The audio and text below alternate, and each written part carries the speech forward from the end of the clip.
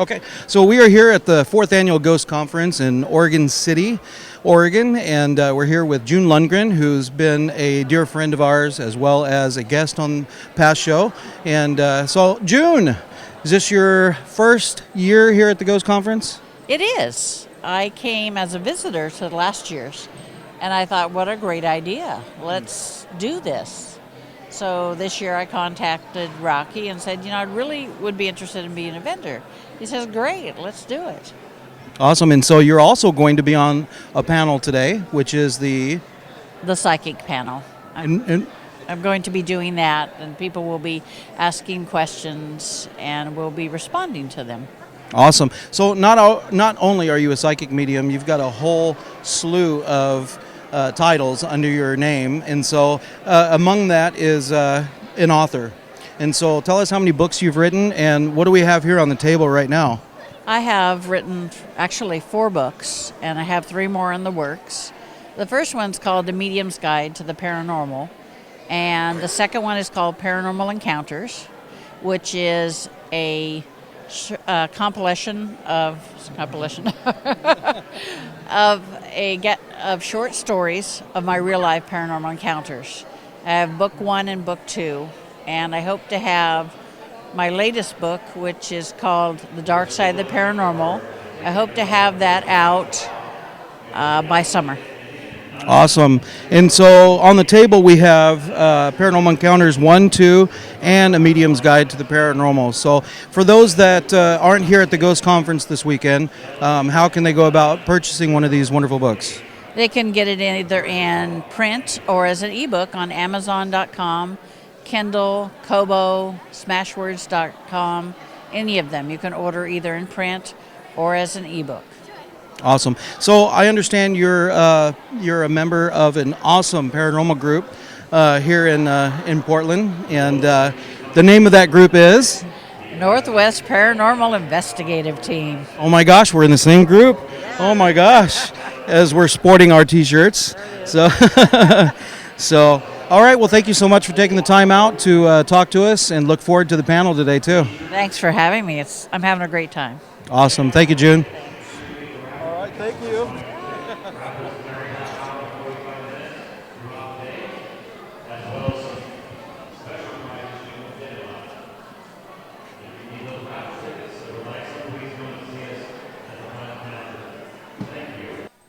Well, hello. My name is Aurora. I'm a member of White Light Paranormal Insight Team. We're an investigative team as well as a medium team, and what we do is we help spirits cross over if they're willing to. We can't force them in any way, and we're not inclined to want to do that anyway, and we don't have the power to do that, but so we just help spirits cross if they'd like. I also am a psychic medium as well, and I do my own readings, my own business. And I have a business that I call Inner Voice, and the purpose of Inner Voice is to help other people find their inner voice, because there's so many that feel conflicted or don't know what's going on with them when they have kind of psychic things going on. So I help them to find their inner voice and have freedom with that. And I make positive energy jewelry. Awesome. I infuse it with the energy that it's an acronym, Sega Surreal, but what it basically means is when you wear my pieces, you will start to remember that you are an infinite being of love and that you can't change that. That's always there, and that's the purpose of my jewelry. I love that. Okay. So how long have you been with is this your first year at the Ghost Conference? No, will be my second or third. I think it's a third. Wow. Yeah. And so how well has it progressed over the years? Oh my gosh, it's grown. Yeah, just a little bit, It's amazing, right? and Yeah. such an eclectic group of people. Yeah. It's amazing. It's just very free and accepting and fun. It's a lot of fun. Well, thank you so much for being here and taking the time to talk, and All right. good luck with your vendor tables and Well, your thank you business. so And much. So, yes, it's always a All pleasure right. to see you. Always a pleasure. All right. Thank you. All right.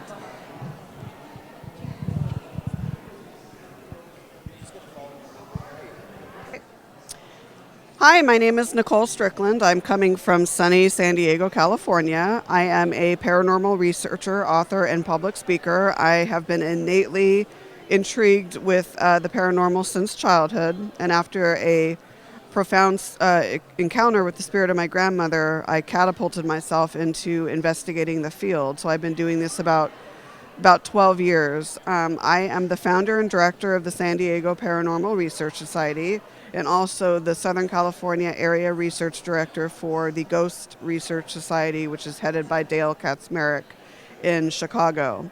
I also do a lot of historical and paranormal research at the RMS Queen Mary in Long Beach.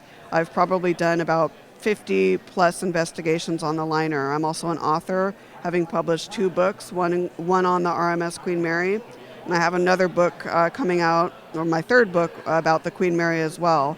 So I'm here at the Oregon Ghost Conference, super excited. This is my first time up here, and it's great to meet such fabulous people. Well, thank you, Nicole. And so tell us how you got started with the Queen Mary research and the book and the investigations. Absolutely. You know, it was weird. I attended the University of Arizona from 1997 to 2001. And in 2000, my best friend and I decided to go on a cruise. There's a cruise port, Carnival Cruise Port, that is right next to the Queen Mary. So my very first glimpse of the ship was when I was driving to embark on my cruise. And I saw the ship from the back seat of a car. And I said to myself, you know, I'm going to be back here one day. So that day came in 2006, and I've been ever since investigating the Queen Mary, various areas of the ship for paranormal activity. Also done a lot of historical research on the ship since that time as well. And there's just something very, very, very special about the Queen Mary. It's my favorite place to conduct research. And I also love writing as well. So in 2010, I published The Haunted Queen of the Seas, The Living Legend of the RMS Queen Mary. And I'm currently working on my 2nd book about the Queen Mary, which is my 3rd book. And that's called Spirited Queen Mary. That's a sister book to The Haunted Queen of the Seas, but it delves more into the ship's spiritual and paranormal side. So, Well, so Nicole, you got to agree to come back on the show, and we'll do a full-hour interview with you and hear all the wonderful things that you're doing and review your books. And yes, I'm excited. So it's been a pleasure meeting you. Thank you so much for taking the time out of your busy day today to talk to all of us. Thank you. All right. Thanks again. Appreciate it. All right. I'm Brad. I don't have an actual title, but I help Rocky plan the conference and put it on. Awesome. And so now, have you been involved in like every aspect of planning this event? Yeah, every aspect from the beginning of it. Oh my gosh. So how crazy has it been for both of you guys? I mean, I know Rocky's lacking sleep, and I don't even think he knows where he is. So He's actually doing surprisingly good today. Yeah, we're both running on like 3 hours of sleep. It's pretty hectic. I think most people don't realize that it's really a 2-man operation, which is good because that means it looks nice from the outside. But the behind the scenes is pretty hectic with just 2 people who this isn't your full-time job, just putting it together. But it's fun. It's good. Well, I think you guys have done an outstanding job. It's easy for us to just come in, walk on the stage, host a panel, speak, whatever, or be a vendor, but there's so much time and planning and money involved in doing something like this. And so this is this your 4th year doing this with him? No, this is my 2nd year doing it. So. All right, and so any plans for the next year coming up? The rule is you have to get through this year before you can think about next year. So there are plans. It'll happen Monday. Maybe we can think about that. Awesome. Well, I hear a little rumor about maybe a panel or a little board meeting or something like that. So I look forward to hopefully being a part of that too. So for next year, because this has been amazing. And so I think, like I said, you guys have done a knockout job. So, well, thank you so much. Yeah, thank you. All right, take care. Thank you. I appreciate it. Yeah. I'm just kidding. Well, I guess Kristen, don't go far. All right. So I'm Aaron Collins with Paranormal Crossings. We're here at the 4th annual Oregon Ghost Conference here in Oregon City, Oregon. And today we have Tyler. Tyler, tell us a little bit about yourself and what group you're part of and all that good stuff. Cool. So I'm part of a couple different groups. I've got Ghostface Paranormal, which is my home-based team out in Utah. My show is called Paranormal Prophecy, and that's completely separate. different cast and everything. And then I do a documentary called Dead Time, and it's actually a documentary series, so we're going to release a couple different documentaries. So I guess those would be the three groups, all Salt Lake based. The show, we do travel around the country, and the documentary, we're going to do some traveling too, but yeah, part of a couple different teams there. So Awesome. Where's the coolest place you've been to travel for the show? well, to traveling for the show, I would have to say Farrar, Iowa, but traveling in general, I went to this place out in Lake George called Fort William Henry, and it was amazing. It was used in the French Indian War in the 1700s, and that place was unbelievable. Dungeons in the basement. It was awesome. Now, where is this at exactly? That's in Lake George. So, yeah, it's upstate New York. Right. It's absolutely beautiful. Kind of reminds me of here, actually. All the trees and the greenery, you know? Well, they got plenty of rain as well up there, so. Yeah, they do. They do. But luckily, it was beautiful when we were up there. So, but it was awesome. Now, is this your first time at the Ghost Conference? Yes, and it's so far so good. I love it. I mean, this is actually my second time in Oregon in general. And most of the conventions I do are on the East Coast. So coming out to this one in the West Coast has been a nice change, and just it's new, and I love it. Well, I know that we're all excited that you're here, and you're also hosting a panel. Tell us which panel that is. I'm doing the psychic panel, which at first I was a little skeptical about it because I'm like, well, I don't know anything about psychics, you know?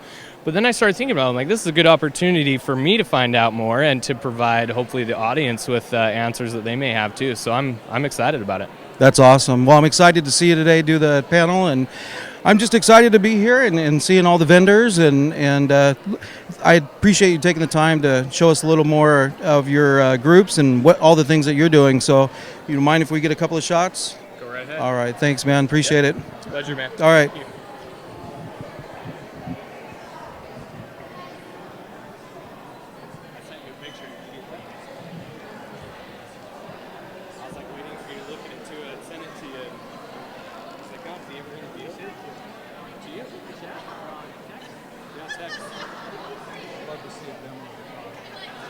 The car?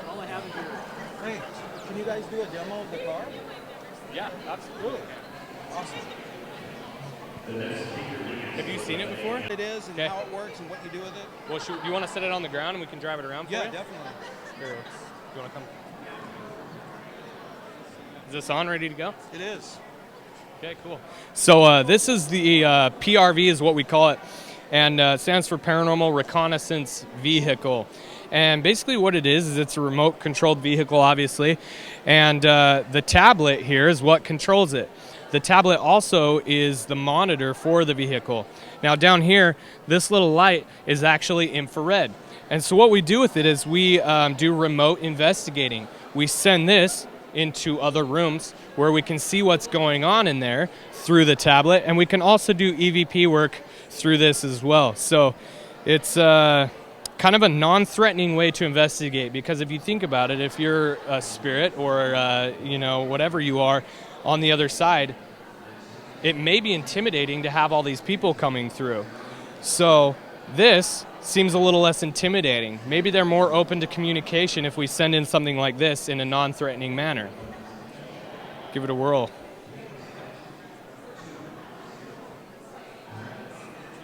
And Jeff, show them how the camera, if you can see the lens, it can go 360 degrees, it can flip around. So we can really view anything. And in fact, we've used it, we used it in our pilot episode for Paranormal Prophecy. Our pilot episode, we do some work with this, and it's fantastic. We got good results with it, and we actually think we caught an EVP through it too. So, and why don't you show them the monitor there?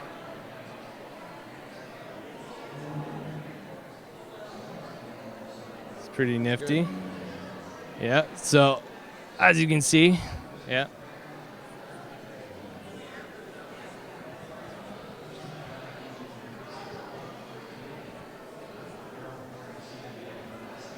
And there we are.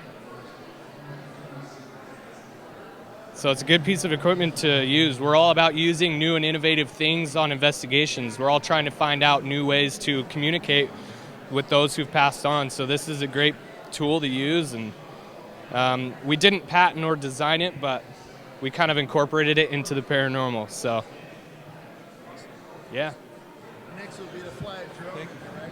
Yeah, dude. That's it. There you go. Well, thank you so much, Tyler. Appreciate it. And your name is? Jeff. So what I'm going to do is just introduce. I'll let you introduce yourself, and just say who you are, where you guys are from, and why you're here, and what's. I'll ask a few questions. You go right and then- ahead. We'll Okay. just follow the bouncing ball. All right. Okay, so here we are at the 4th Annual Oregon Ghost Conference here in Oregon City, Oregon, and we have a couple of people who are guests. And where are you guys from, and what are your names? I'm Wendy.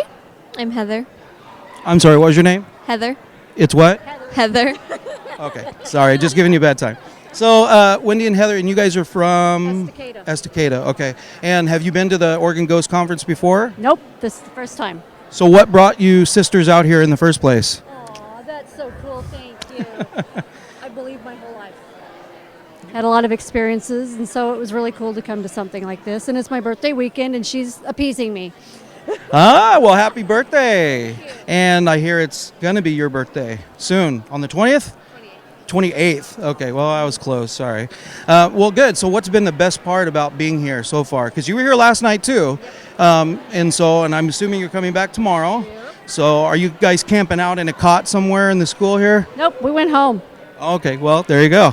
So what's been the best part? The speakers. The people have been great. It's been fun, laughing, just enjoying it, and, being around people that believe the similar ways that you do. Who's been the best speaker in your opinion? You have. Oh my gosh, see, I knew I just loved you with the second I saw you. And how about you? What's been the best part for you? I agree with her. I like listening to people talk about it. Awesome. So you're going to be here to hear me speak today? Of course. Awesome. Well, I appreciate it. Oh, well, thank you. Awesome. Well, I'm so happy you guys are here, and hopefully we'll see you at each next Ghost Conference as the years come. So, all right. So is there anything you want to say? Keep doing good. Let's just keep it up. Someday everybody will believe. I agree, and that's the whole point to doing this. And same thing with Paranormal Crossings. We don't try to convince anyone.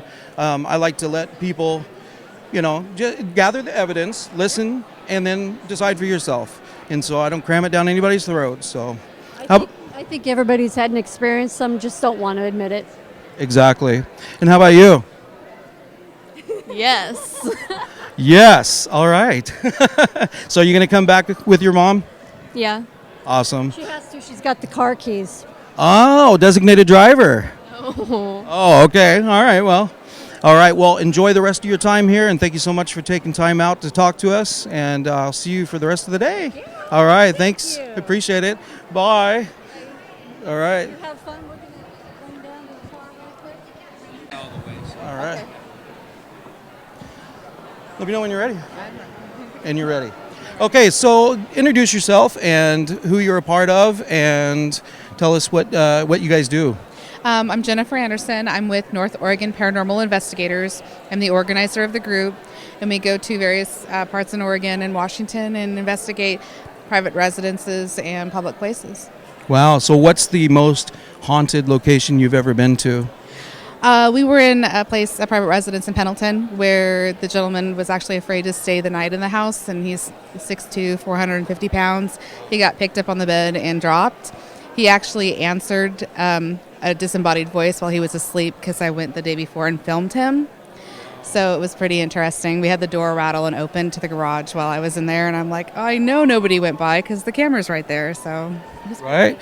And so, out of your investigation, what was the conclusion? What did you find? We had a sensitive go back with us. They were right across from the Indian Reservation in Pendleton, and there was a thin spot that spirits were able to go through. A what spot? A thin spot. It wasn't quite a portal, but they were slipping through because we kept seeing things pop up out of the bed. And so she sealed it up and smudged it, and so far they haven't had anything. But he was very sensitive to it. That's why he was feeling weird things in the room, and pretty much, I don't want to stay in the house anymore. And it told him that it couldn't leave. He's tried to go outside. The spirit tried to leave, but there's nothing out there for him. So that was kind of freaking him out too, because he could hear them. Now, was this a Native American spirit? It possibly. She said that it was a very special place for the Native Americans at one point in time. So she just sealed it up, and they haven't had any problems since then. Awesome. And so now if we want to learn a little bit more about your group and where you investigate and what you do and more about the members, how can we do that? We are online at northoregonpi.com. We also have our Facebook page, same thing, northoregonpi.com, or Facebook, sorry. And we're also on Meetup. We take new members in occasionally, so we can be looked for on Meetup to join the group. Awesome. Well, thank you so much for taking the time to talk to us, and we look forward to seeing you again, and maybe we can all work together at some point. So, well, thanks, Jennifer. Appreciate it. All right. So we're here at the Oregon Ghost Conference with Kristen Gray. And Kristen, so tell us a little bit about yourself and how you got involved in the Ghost Conference. My name is Kristen Gray. I'm with White Light Paranormal Insight. I first came to the Ghost Conference I was just getting into the paranormal. It was the first one. Had just started with a team. Came to check out everything that was going on here. The next year, I kind of stepped in and I offered to help out a little bit because it was just William and Rocky trying to do all of this. And then it's just kind of morphed from there of, taking a bigger role of trying to help promote the conference and trying to get the word out to all the different teams and really try to get the word out to get people in here. I look at this as like a time for us to be able to educate people on the paranormal. We get a lot of people that are either coming in here and they are having their own experiences and aren't quite understanding what's happening, or we get the people who are watching the shows and they want to come in and know what it's all about. So tell us, how did you keep your hair during the planning process? I didn't. I lost a lot of it. I have really thick hair, so I'm one of those blessed. I think last time I saw you had an afro, and it was like out to here. So, no, you're doing a good job, and I appreciate you inviting me to be here and just being a huge part of this, and look forward to the years to come as well. So, Any last words? Not that I can think of, but I'll track you down if I have something more to say. All right, so how do we get a hold of your group? How do we find out a little bit more about them online? You can go to www.whitelightparanormalinsight.com, or we are on Facebook. That's probably one of our more active places. I manage the page. I try to post out something every day, either a funny little thing or an informative thing or just something to bring something to all of our people that follow us. Awesome. Well, and I can attest to that because she's great at keeping it alive. and I enjoy the post every day. So thank you so much. I appreciate it. And look forward to the next years. All right. All right. Thank you, Kristen.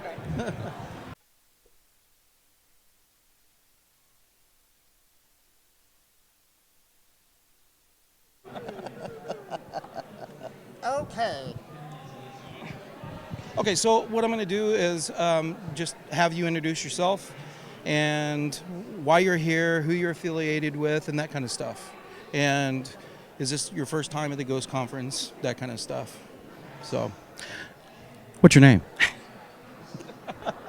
Santa Claus. Hi, Santa. No, really, it's Catherine Duncan.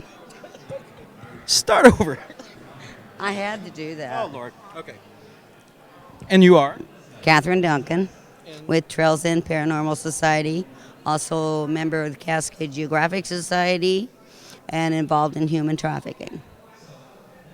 And you are here representing all of those outfits, correct? Correct. Okay, so let's start with Cascade Geographic Society. Okay, that is mainly the Shanghai tunnels that I work with, but also at the Oregon Country Settlement up in Rhododendron. We investigate down underground and the settlement for paranormal activity. A lot of the pictures on the boards were taken, for the most part, down in the underground. There is one around, I think, on the photo frame of the mountain up at the settlement. And then one of the boards is on the human trafficking part. So tell us a little bit about the human trafficking part. What do you mean by that? Okay, at one time it was called white slavery. And that's where men would take girls, sell them into prostitution, and ship them off wherever so they couldn't find their way home. The sad thing is this is still going on, and it's not just girls, it's boys and women, what have you. They either take them force them into sex trade, or they sell them to work for people for nothing, basically. And what time period were you speaking of before where they would ship them off somewhere and they couldn't find their way home? Are you talking 1800s, 1700s? That went on into the 1900s, and then a lot of the part where the Shanghai was concerned, that ended with World War II, when Pearl Harbor was spawned. But the human trafficking part, or the white slavery, was still going on after that. It never really stopped. It just took on a new name and a new identity. Wow. And if people would like to get a hold of someone who may be in the midst of something like this or know someone, how can they do that? Who do they contact? Okay, I have down here is the National Hotline for Human Trafficking. It's a 1-888-373-7888. And that's the national. You can call it from anywhere in the States and have somebody there 24/7 to respond to your call. And can the person calling be anonymous then? Yes. Okay, great. I've made that call. Awesome. Well, then we will definitely show that on screen for the viewers. And how many times have you been to the Ghost Conference? Well, with Rocky, I've been here 4 times now. This is the 4th one. And prior to that, I hosted 4 of them. Wow. Very nice. Rose City Paranormal 2 years. And then with Michael Jones up at Mount Hood RV, we did 2 years with Mount Hood Paranormal. So how has the Ghost Conference progressed over the years since you were there from day one, the first one, to all the way up to now?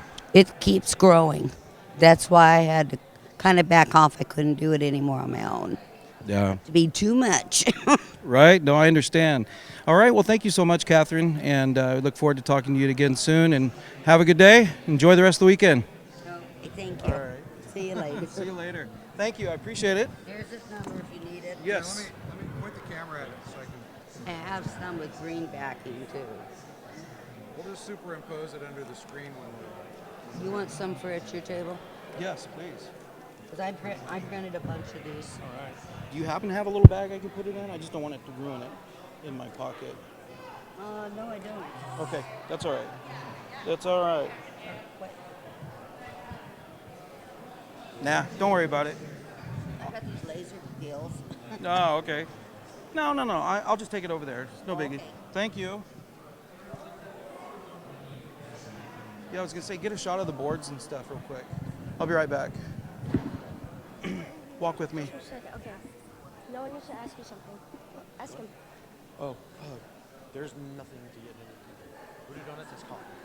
that's it? Yeah. And I do not want to walk down to that store. Why not?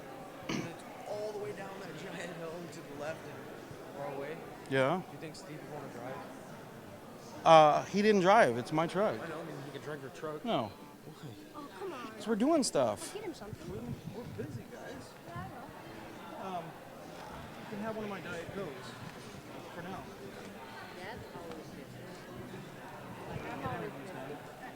I'm going to talk to you at some point. Just a quick blurb about what you're doing and stuff. But anyways, just I'm going to town on my demonic. Huh?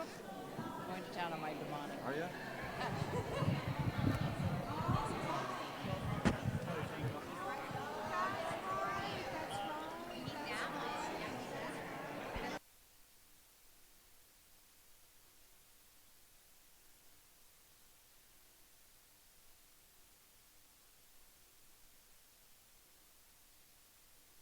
Oh.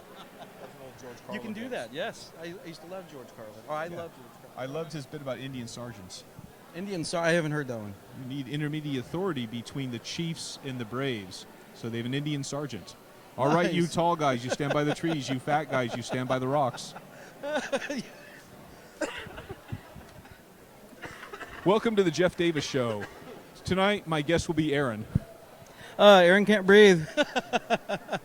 So we're here at the Oregon Ghost Conference, and Jeff Davis, who is an author, historian, and among many things. Why don't you tell us some of the other things that you do? Over the years, I've done a lot of different things. I spent 32 years in the Army and Army Reserves. I deployed twice for the global war on terrorism. I deployed to Bosnia in the late 1990s, where I put on puppet shows for kids in orphanages. Yeah, one of the most rewarding things I've ever done. And I worked as an archaeologist for many, many years.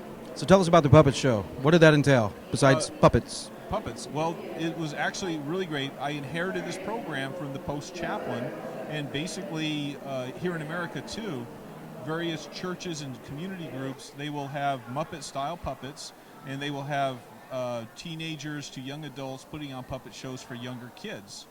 And in Bosnia, that's exactly what they did. He got donations. They sent a whole bunch of Muppet puppets, and they made friends with the local radio station. So they had these moralistic stories: the ugly duckling, the frog, and the lion, all this kind of stuff. And they had it at the radio station. They translated it into Serbo-Croatian. And then they went and we took it on the road to orphanages. We had a whole, like a 3-hour show we put on for orphans. And how long did you do that? That I did for probably about 4.5, 5 months. And then I had to leave, and I passed it on to somebody else. And, wow. Yeah. So tell us how you got involved in the paranormal realm, writing the books and such. Well, I'd always been interested in the paranormal. I'm betting almost everybody who watches your show is. And when I was a graduate student, I lived in England for a year. And, of course, England, the home of ghost hunting. Right. And so when I was getting ready to go home, I was looking for presents to take to friends, something inexpensive that didn't weigh much. And there I found Ghosts of Sheffield, England, volumes 1 through 4.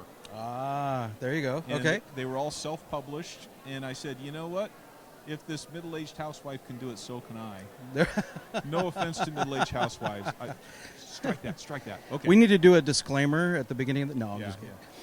Anyway, I came home, and I'd already been interested in the paranormal, but I looked around, and there was only one person who had ever published a book on ghosts in the Pacific Northwest. So I knew there was a market, and I knew people were interested, and so I launched my first book about 2 years later. So tell us, how cool is it to actually go and research for all the books that you've written, all the different places that you've gone to, the people that you've met? Oh, it's very cool. Yeah? No, it is. I would The long version. I would put it just a little bit below doing puppet shows for orphans. Really? Because it's a story about people. It's a story where I go, if I get an email from somebody or see a story in the newspaper or on the internet, I try and contact the people and I get their story and maybe get it better than has been posted before. And so I just find that tremendously rewarding. And personally, doing the research, I try and get as many facts in as I can. So it's all a synergistic process that I really enjoy. Awesome. And so where do you get your, I don't know if it's a trade secret or something, but where do you get your leads from in order to write? Well, where a lot of other people would. Since I've been doing this for a while, before everything was posted on the internet, I would actually contact local librarians and see if there was a librarian in the research area that was interested in the paranormal. I would contact them, or I might actually even go to the town on some of these road trips and go through all the newspapers and look for the Halloween edition. Because Wow. newspapers, they carry stories on haunts and ghosts as part of their entertainment. Right. And just continue from there. Now I get people email me leads. I have people physically come by my table and talk to me about it. So everywhere. Sometimes they jump out at you. Awesome. So walk us through some of the books that you have, or actually all the books that you have that you've written here on the table. Oh, sure. On this end, we're kind of going a little bit backwards, but this is Portland Rose City Ghosts 1. I was planning 2 or 3, and like all of us, eventually I'll get to them. Right. And this and Haunted Astoria, they're both city guides. I Okay. designed ghost walks for both towns, and so these really are my notes and research Wow. for them. So anybody could actually take them and do their own self-guided walk. Wow. A haunted tour guide of the Pacific Northwest. This is a revised edition. About 3 years ago, my ex-wife and I got together, and we actually retooled. This is a real tour guide. It has listings starting from the southern Oregon coast up to Vancouver, British Columbia, and then back down the I-5 corridor. Towns within the towns, hotels, restaurants, other entertainments, places to visit. Awesome. Yeah. And down here, what I was calling Ghost Critters and Sacred Places of Washington and Oregon 1, 2, and 3. These are regional guides, and so I go all the way Washington and Oregon both, and I kind of list it by towns. And in some cases, there are some haunts that are so active, like the McMinimans Edgefield, that I might visit it in book 1, then I have to come back to it in book 2 and 3. Right. And speaking of that, we've done an investigation there, and I spent the night in one of the rooms, and so which room? 215. That would be the Amazing Grace room, Yeah, isn't it? it is actually, yes. And the funny thing is right before I spent the night, the team was there. We were doing video. I was doing interviews, and then just before everybody left, I was reading the ghost log, which they have behind the counter in the lobby when you check in. Yeah, they won't let you take it out. No. Unfortunately, the previous ones walked away. So I read it, and of course I read every account that I could find on room 215 before I spent the night in there. So of course when I got to room 215, I was nervous and walked in, and you can hear the audio where I go, oh gosh. And so, but anyways, no, it's a great place to visit. And so what's the coolest location that you've been to throughout all your travels, during all your research for the paranormal? Oh, ask me a hard question. Okay. No, and seriously, it is hard because I've been doing this so long. So many places really jump out at me. Was this the scariest? Was this most insightful? Was this the most spiritual? And so the most active place probably is the White Eagle Saloon. Yes. And so also McMinimans. Yes. So I would have to kind of chalk that up there. A place that is now no longer a bed and breakfast was what was the Officers Inn Bed and Breakfast near in Warrenton, Oregon, which was a military quarters that people who were stationed at Fort Stevens used to stay there. Wow. Used to live there. And it was a bed and breakfast. And what was nice about the experience I had there was the room got cold. There was a cold spot that actually traveled the length of the room. Really? There were witnesses who were there with me. Wow. That was the nice thing. That's always nice. Me Yeah. being crazy. Right, exactly. So, well, good. Yeah. Well, and if somebody wants to check out your books, your website, why don't you give us that information as well? My website is ghostsandcritters.com. It's all one word spelled out. Ghostsandcritters.com. Yes. All right. And we thank you so much for being here, and thank you for your service, and look forward to the next few years of doing this. So, and looking forward to have you back on the show and on a one-on-one. So, anytime we can do it. Thank you, Jeff. Appreciate it. Aaron. All right. Take care. You too. Bye. Thank you, sir. I appreciate it. It's always great talking to you, Jeff.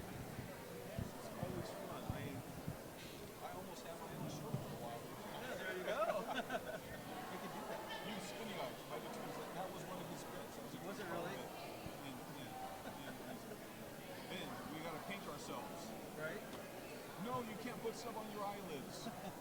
Yellow on the belly. Oh man, I remember back in the day being at Steve's. We go back to high school. We were in high school together almost 30 years ago, and I remember watching George Carlin together. Oh yeah. Thank you, I appreciate it. So maybe just I'll have you introduce yourself and tell us a little bit about what you do and why you're here and all that good stuff. So. Lovely. My name's Frank Bennett. I'm the author of www.bible by Bennett, which has been on the web since 2008. And I'm the author of Encounter with the Aberdeen Wild Man, which is a true story. Other than that, I'm rather boring.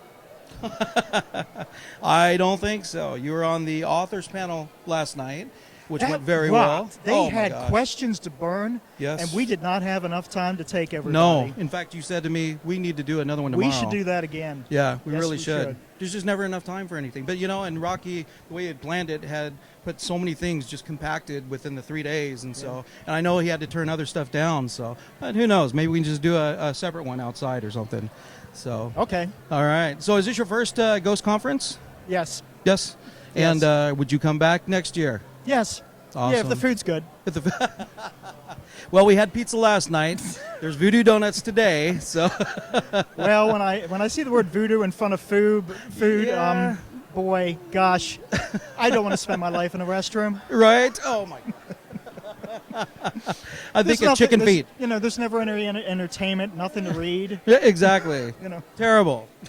So, how do we find out more about you and your books and all Well, the, right the now, touring and things like that you're doing? Oh, yeah, my webpage. My webpage includes my tour schedule. I've got a date coming up next weekend in Salt Fork, Ohio at a Bigfoot conference.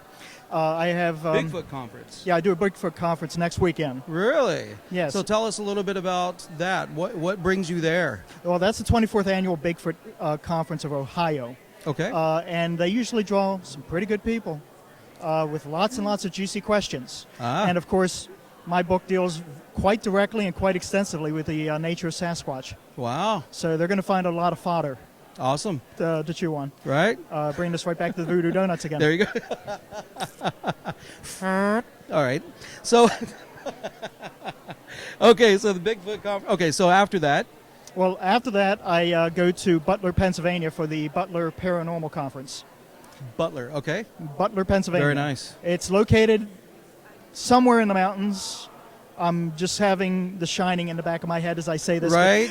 It's in a place I've never been, and I once lived in Pennsylvania. So, but it's supposed to be a pretty big draw. Awesome. A lot of people there with a lot of big questions, I hope. Awesome. Well, thank you for being here, and it's been a pleasure meeting you. And now, are we going to do another authors panel? We should. Got should. people with some serious questions. Seriously. I've had a lot of people come up with some serious questions and conversations this morning. Yeah. Give me an example of one question that stands out in your mind. Well, we have people who are raised traditionally Catholic, and they have the same conflicts many other people do with a measure of faith when they place it up against this notion of the paranormal. I mean, it creates instant conflict and instant confusion. Yeah. And so it's my job to provide discernment and clarity and assurance. So many big questions today. I like that.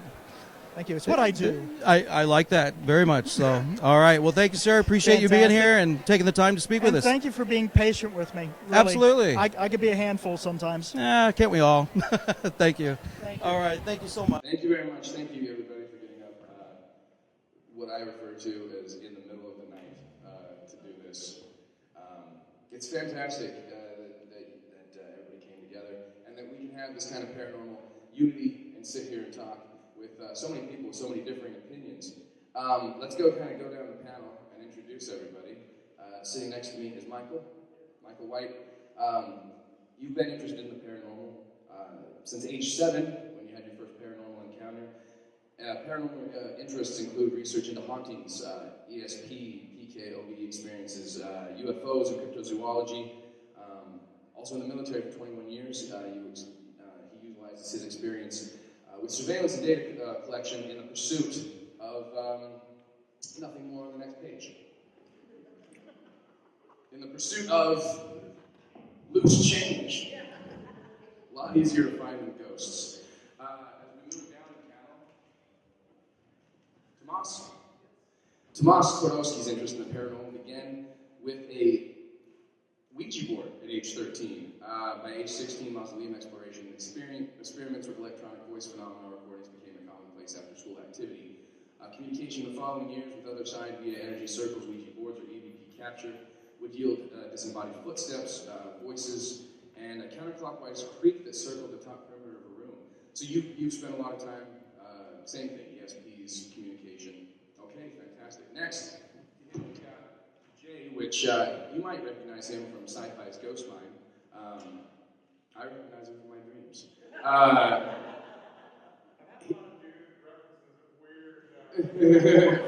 You're like our Sam Elliott, you know that, right? Like you're like our, which is great because I mean your interest stems from your passion in the historic Old West and gold mining, and you started in the mines of Sumter and it led you to becoming a paranormal researcher. So we're going to get into that as well. Now, next up, Aaron. Aaron is the lead investigator for the Northwest Paranormal Investigative Team and the executive director and host for television's Paranormal Crossings. It started as an investigative adventure, and it's turned out to be the paranormal adventure of his life. Aaron has experienced and been exposed to a world that, not everybody understands, aside from maybe the few people sitting on the stage that understand. We're all a bunch of weirdos up here. And lastly, Patty, the group lead for the South Sound Paranormal Research and collaborator for the book Pioneer Spirits, investigating the haunted Lewis County Historical Museum. So, ladies and gentlemen, welcome our panelists, please. Thank you. Now, I have no other notes as to how this is supposed to go. So, it's going to be a mix of Q&A from you guys. We'll just kind of start, we'll go down the line, and kind of discuss this. Now, let's start at my left. Michael, age 7, something happened to you, and it has sparked something that has not left you till now. Can you expand on that for the people here that might not know? Well, I think most people have already heard this story, but at age 7, I was actually woken up in the middle of the night, being lifted out of my bed and then thrown between the 2 beds of my other 2 brothers.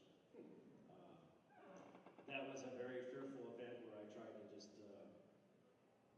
disappear at that time. But something in me snapped while I was laying on the floor, holding the covers over my head, trying to be as invisible as possible, and I stood up and I was pissed.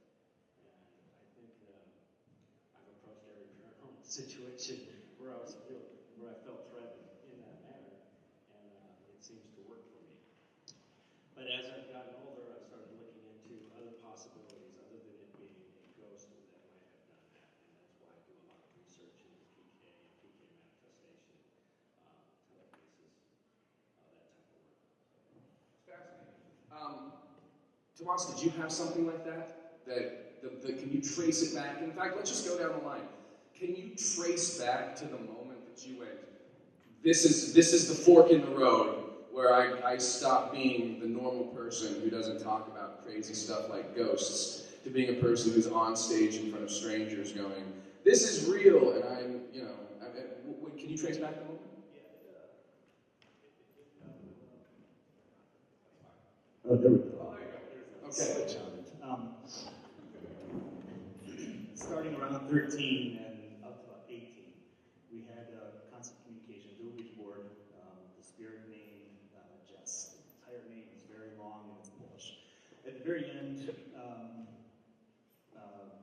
she would tell us to contact her. All we had to do was spell her name, J-E-S, and there she was. Not too long into it, another entity named Butch would be there, constantly noise, interfering, making our lives just absolutely miserable when we went to Ouija. And this went on for years, and I would switch off and add different partners in communication throughout the whole thing. Finally, when I was 18, where in my friend's parents' spare bedroom, now just to set the scenario, we're in this room. This is an outside window, a big, huge window.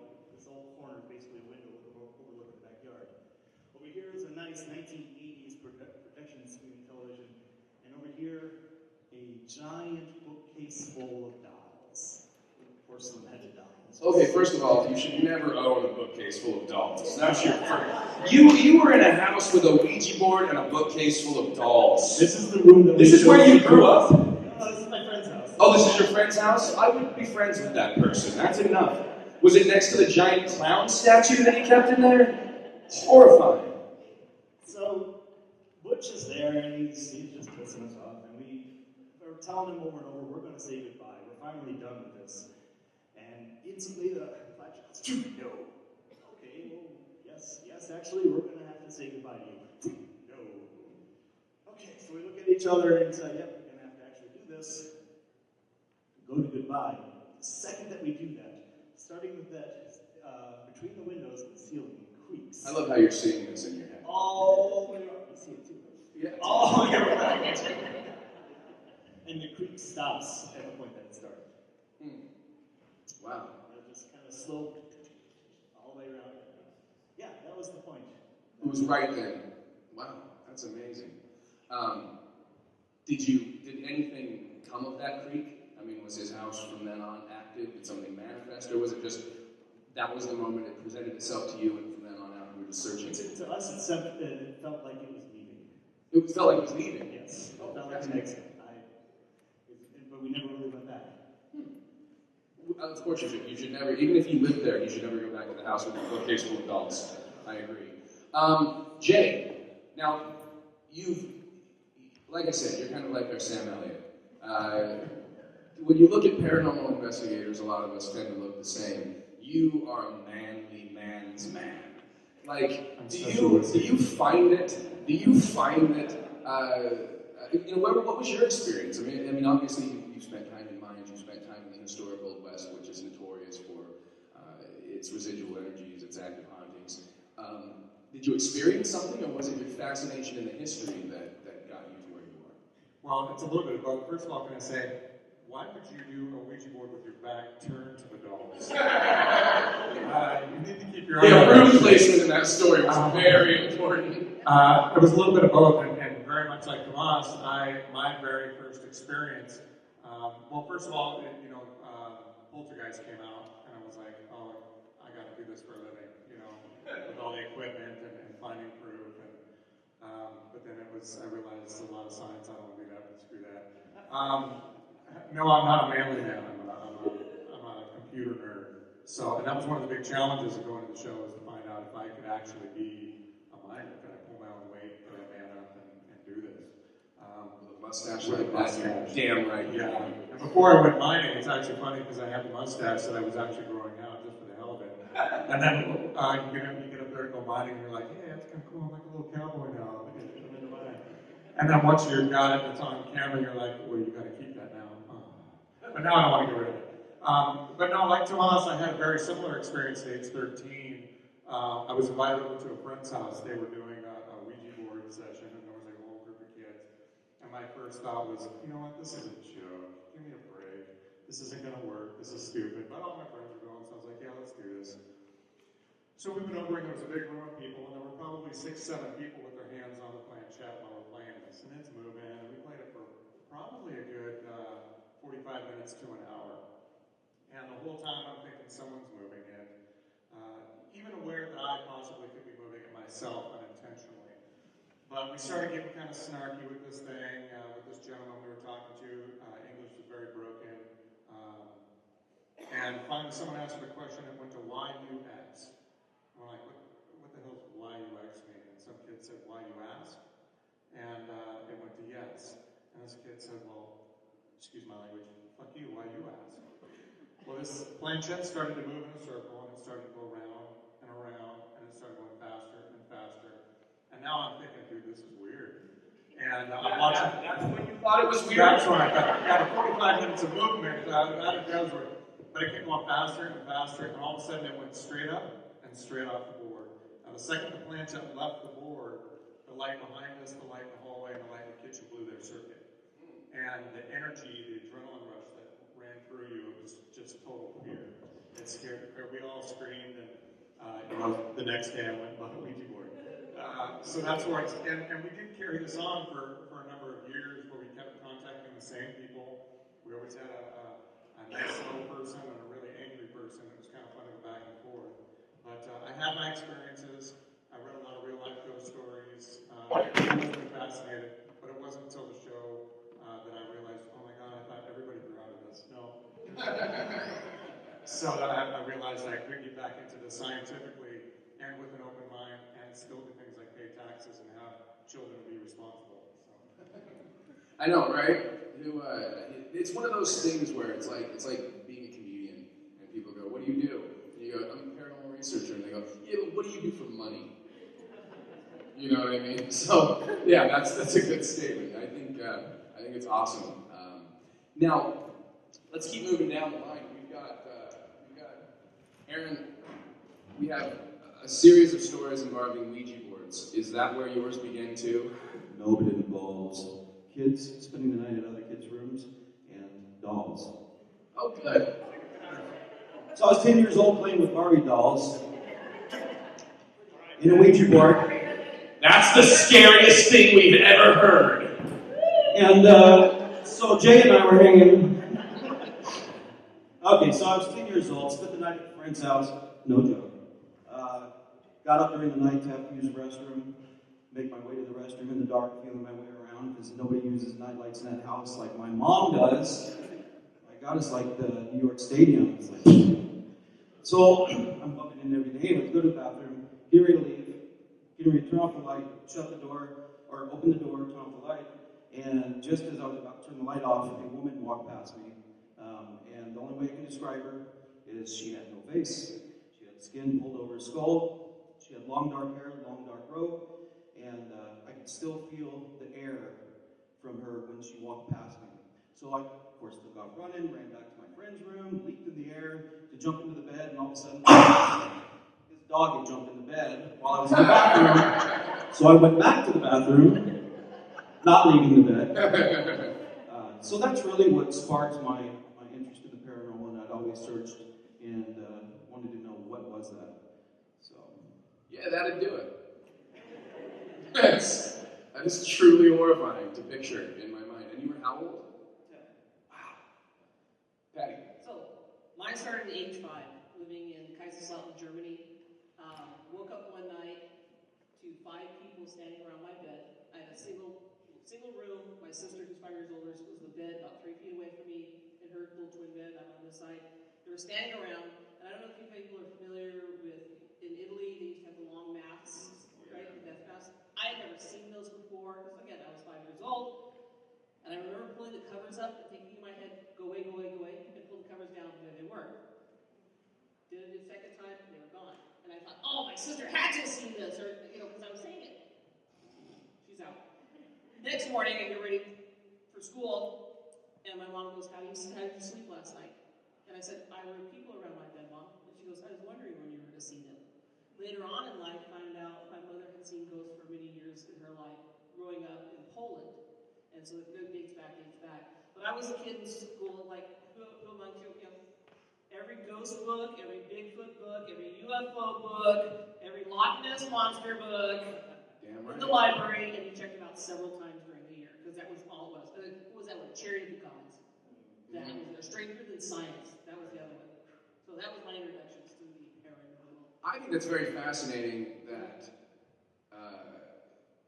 I think there's some validity to that where you grow up in Europe and you see very European images. That adds a lot of validity to that. Well, I always tell people too, here in the States, you hear kids are playing cowboys and Indians, and we've been playing in castles, where we actually were castles. Wow. And you would see, like, somebody, you're like, oh, there's so-and-so a knight, or, somebody's dressed up for something. Yeah, there wasn't. But we saw them. Wow. So. It's just fascinating. I just a little background on me. I never had that moment. I've never seen a ghost. I've always believed, and like you, I read remember there was like 9 books in the 80s, and it was the same 5 ghost pictures, and then I read Scary Stories to Tell in the Dark and all those, and I've always been into that kind of stuff, but I've actually never had an experience. My experience came from being a cynical 30-something-year-old atheist and saying, hey, coming to terms with mortality, saying, what happens when you die? I don't believe in heaven. So what is it? Do I just stop existing? And I watched all the shows on TV. I've seen them all. And I would watch people walking around with devices talking to ghosts, and I just went, bullshit. There's no way that works. It's ridiculous. But you know what? This stuff's available on the internet. I'll just buy it and find out if it works. And I bought some equipment, and I drove myself to a cemetery, and I just walked around until something talked to me, and I sat and had a conversation in the dark across from this grave. It was funny, there's this old urban legend in Salt Lake, where I'm from, called Emo's Grave. And it was supposedly at this, you go up and you walk around the grave and you appear, kind of a thing. So we're like, this giant 40-acre cemetery, it's gigantic. And we just started going around, we had no idea where we were going. And I just kept hearing noises, and we walked around for about 20 minutes and looked up, and there was the grave. We walked to it in the dark, out of nowhere. And that's where we had this conversation. And from that point on, I was like you. I was like, okay, there's something to this. There's got to be something. And that's, I think, one of the biggest things. How many people in the audience have gone on a paranormal investigation? For those of you that haven't, is it because it's scary, or because you just never have? Just never have? It's funny, because I don't know if you guys are like me, when people ask if it's scary, and you go, well, not really, because the second something happens, somebody pushes you, something grabs you, what do we say as investigators? Do it again! right? Oh, you just scratched me down my. Do it again. I need to have you do it twice or 3 times or 4 times to validate this. Has there been a moment for you guys on an investigation? Like, what was the greatest thing you've ever captured as an investigator? Let's just go down the line. What was the if you said this is my number one thing that I've ever captured or done as a paranormal investigator? Let's just go down the line. What would it be?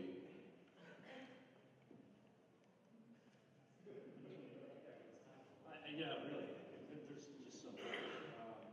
What's the thing that stayed with you the longest, aside from your own personal experience in your investigation? My total disbelief in orbs, and then filming one that actually attacked someone.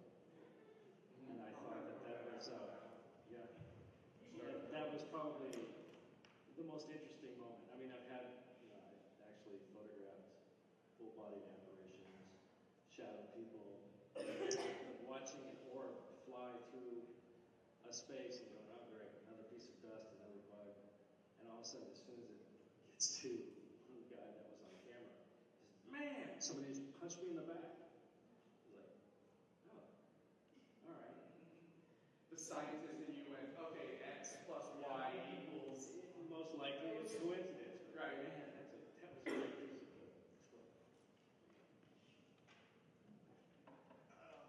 Okay, there's a lot to choose from, but I don't really care for spirit boxes, the devices that scan radio frequencies.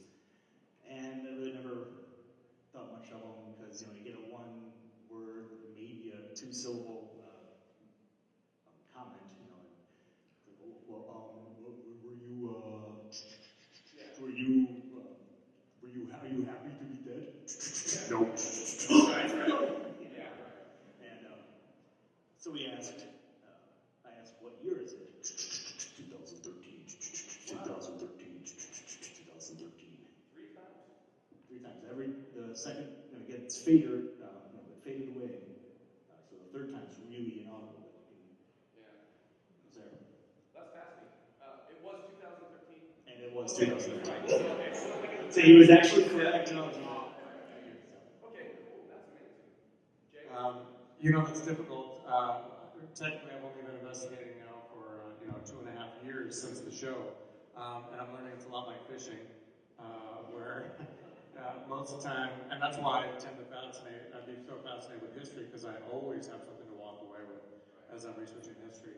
But it was actually in Santa Cruz, Utah. That is the one. Yeah, that was the one. Was it at Leslie's Family Tree? Leslie's Family Tree.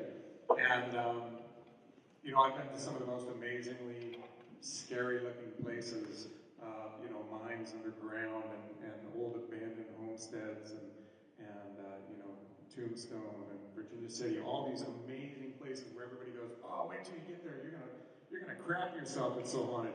And, every time I'm driving home going, that sucked. I did, nothing. Now, outside of it was an incredible experience, and I'll keep going to these places. But then I pull into Santa Cruz, Utah, and I pull up to this diner, and I look at this thing, and I go, you gotta be flipping kidding me. Right. I'm gonna sit in a diner all night, and it was a 2-night investigation. On the first night, I remember sitting, watching the screens, because there were like 20 people there, and I'm like, well, I'm gonna let them wander around where they're gonna go to first, so I can find the empty space and go there by myself. Right. And I'm watching the screens, and there's a couple people there. Jeff was there, and I said, hey, did you guys just see that on the screen? And they turned and looked, and they rewound it a couple times, and it was a real-life orb, I'm telling you. I don't know if it was or if it wasn't, but it was totally haunted, demon. But no, I'm watching, there's little tiny, barely visible pieces of dust floating in every direction, and they're swirling and moving. But this one, we're watching this video, and there were people in the room sitting around the table. And this one drops straight down from the ceiling and travels right towards the camera in a very direct line and moves past. And it was brighter than any other thing in the room. And I'm not saying it's an orb.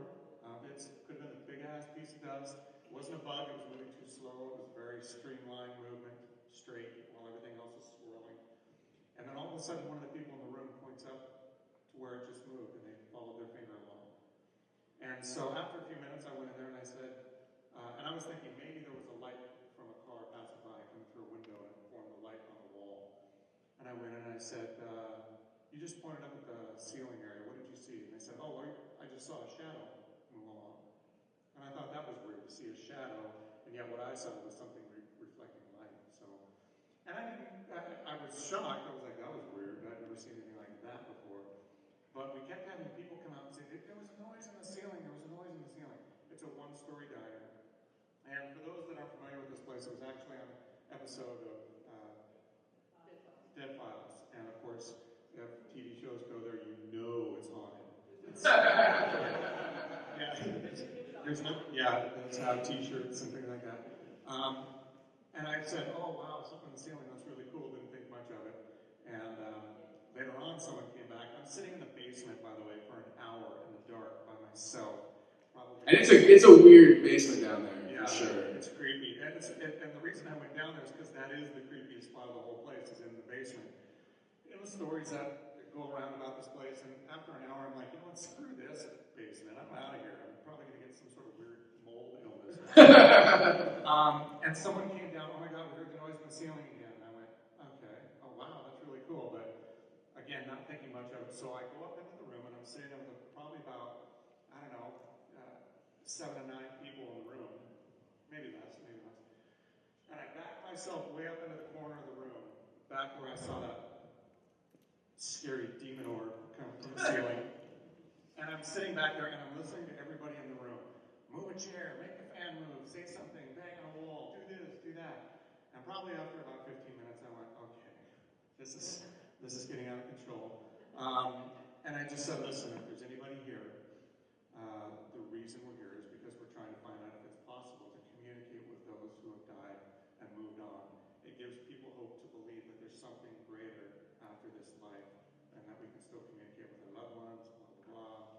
I said, so if someone or something is here and you can hear this and you can communicate, can you please move something or make that noise in the ceiling again? And I sat there for about 3 seconds, and all of a sudden the noise went straight up the wall behind me, and in the room it went at a diagonal from one corner, and it spanned the entire back dining area, but it was in a fraction of a second. It went up, shot across the whole thing. It wasn't a creak, it wasn't settling. I went out and I checked the temperature, everything. You know, it wasn't a hot day and a cold night, but I can't explain it because it sounded like a cat scratching across the carpet really quick. And that was the first time I ever outright yelled shit because it freaked me out. Everybody in the room screamed and they all started laughing. That's what we heard, that's what we heard.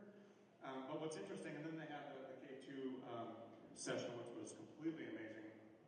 But the next night we went back for the second investigation, not a single freaking thing, and I can't be more happier. Because if it was all happening again, I'd be like, okay, what's going on?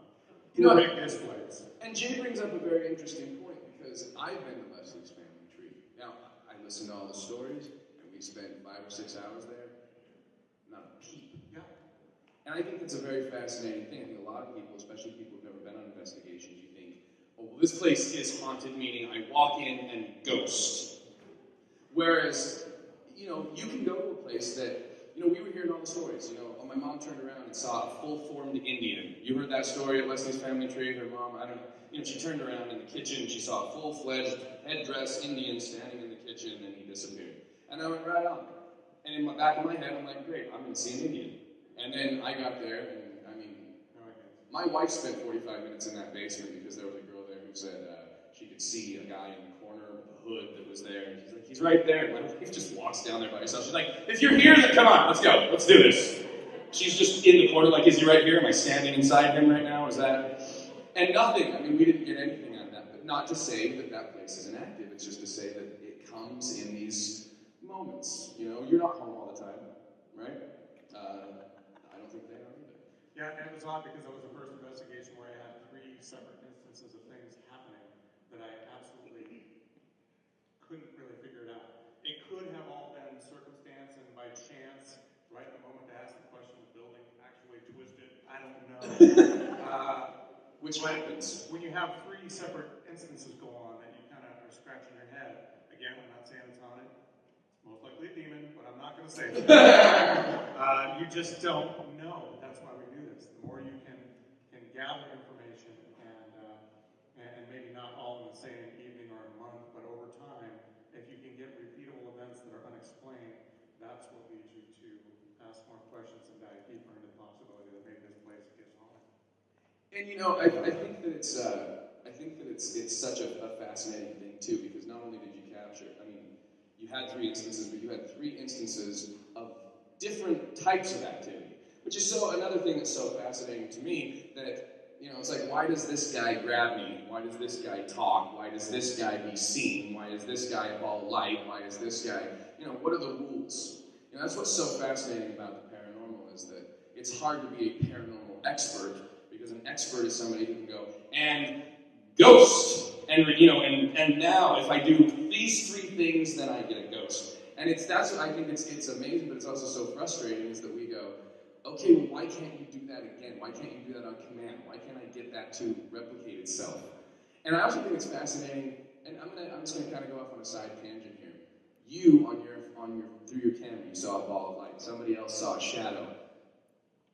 Do you think that this energy exists in its form, but with our brains we translate it into something that we can understand, versus a camera that doesn't have a brain, just captures it as information that it sees? Why would a camera capture light and our brains see a shadow? I don't know. No, but I do believe in. Oh, I'm just going to go on.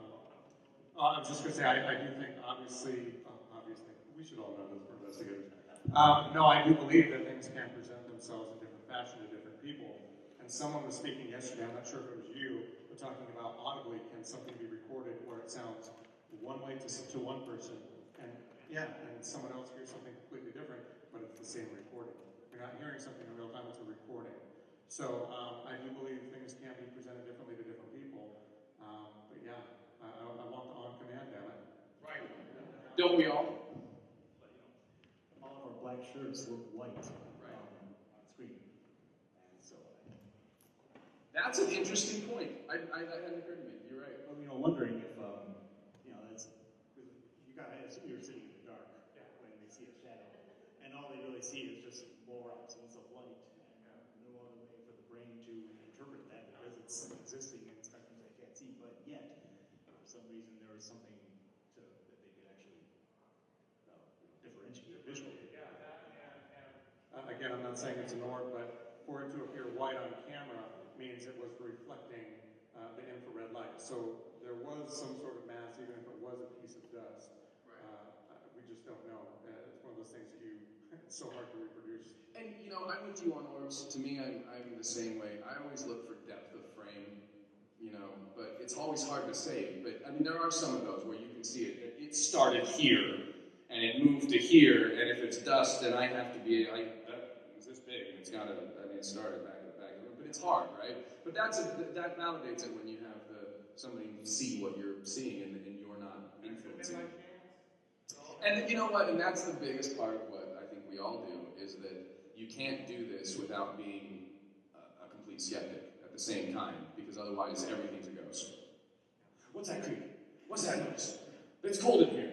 It's always a ghost. I think mostly, to be fair, as a paranormal investigator, would you say you're more skeptical of the paranormal than the average person who doesn't do this? All of you?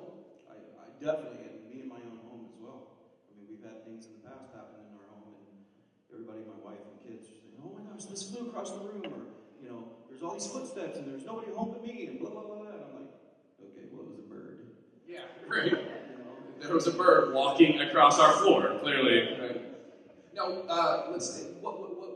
Let's talk about your moment. Yeah, it's funny. A lot of these stories, they start in a dark basement. Right. It's a dark and stormy night in the basement.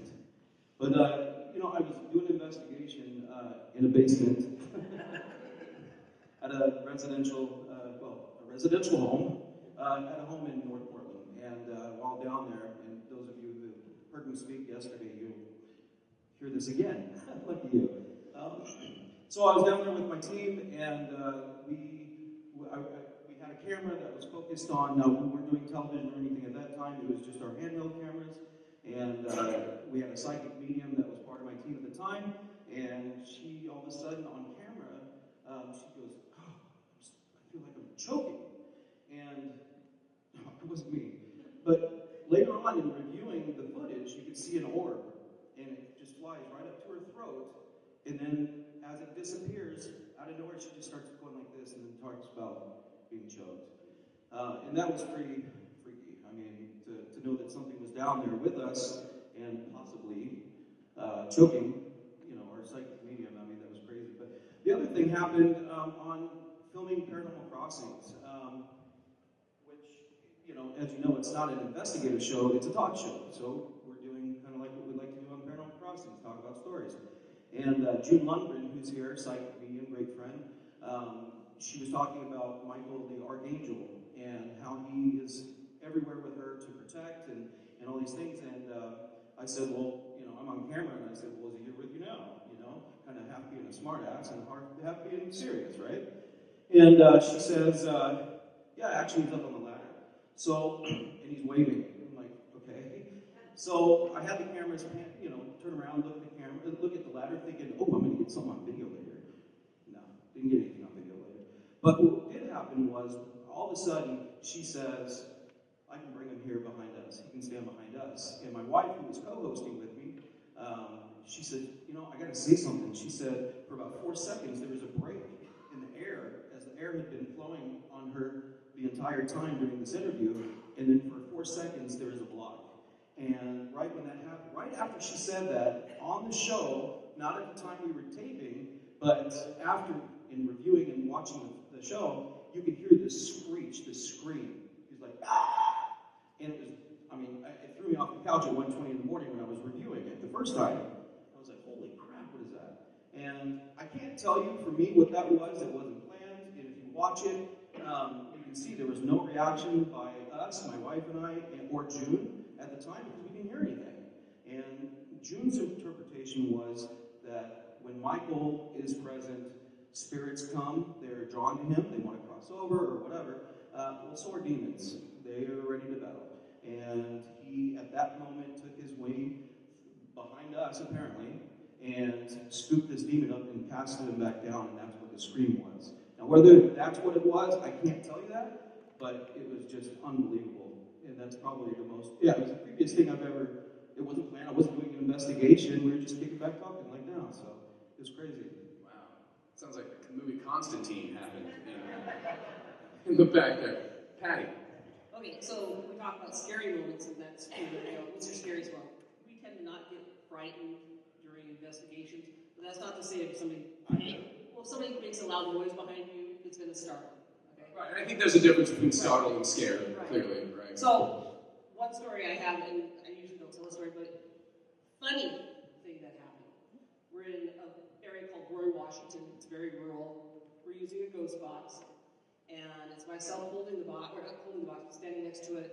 One of our other team members there, Karen Frazier. And we're in with the owner of, she bought this farm, starting to refurbish it, to do an animal rescue. So it was one of the outhouses that used to, or not outhouse, but one of the outhouses that's on the property that used to be a rental house and that. And so we start this ghost box session, like, okay, ready, let's go, okay, date time, and all this other fun stuff. And Karen goes, can you tell us who you are? And literally it goes, a ghost. We're like, we're done. A ghost. Did you need any more questions answered? We're cool. What's up? Right, we solved it. So we didn't continue on. But it was a sunny afternoon, right? It rained earlier, and then it was sunny after that. But yeah, so it's like, it was just funny. It was like, all right, and we're dealing with now. Yeah, I think that's awesome.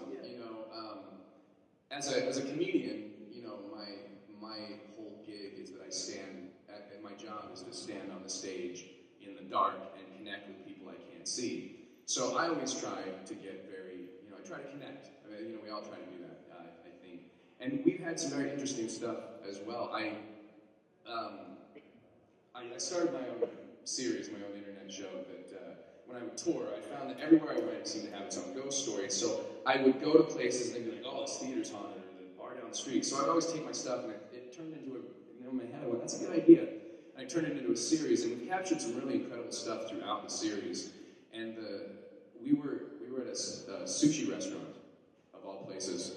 We were in Ogden, Utah, which is just north of Salt Lake, and they have this street called 25th Street, which was basically like the old West in the old days. It was kind of like their tombstone. And then a lot of brothels, a lot of bars, a lot of, alcohol running on the streets, tunnels going back and forth, murders, it's crazy. And we were walking down the street and we saw this sushi restaurant, and they just had food, like a plate of food sitting outside on the ground. And we went in and said, "What is this?" And they said, "Oh, it's for our ghosts." And we went, "Oh, okay." Later that night, we're sitting in the sushi restaurant, and it's us and a couple of girls that work there, just sitting at a table where people had dinner earlier. And we have a spirit box on and this is in our first episode, you can actually watch this. We're sitting there, and we have the spirit box in the middle of the table, and you hear it, and it's just going, and right out of nowhere, you hear this guy come through, and he goes, "How's the ghost hunt?" That plain, that clear, that loud. "How's the ghost hunt?"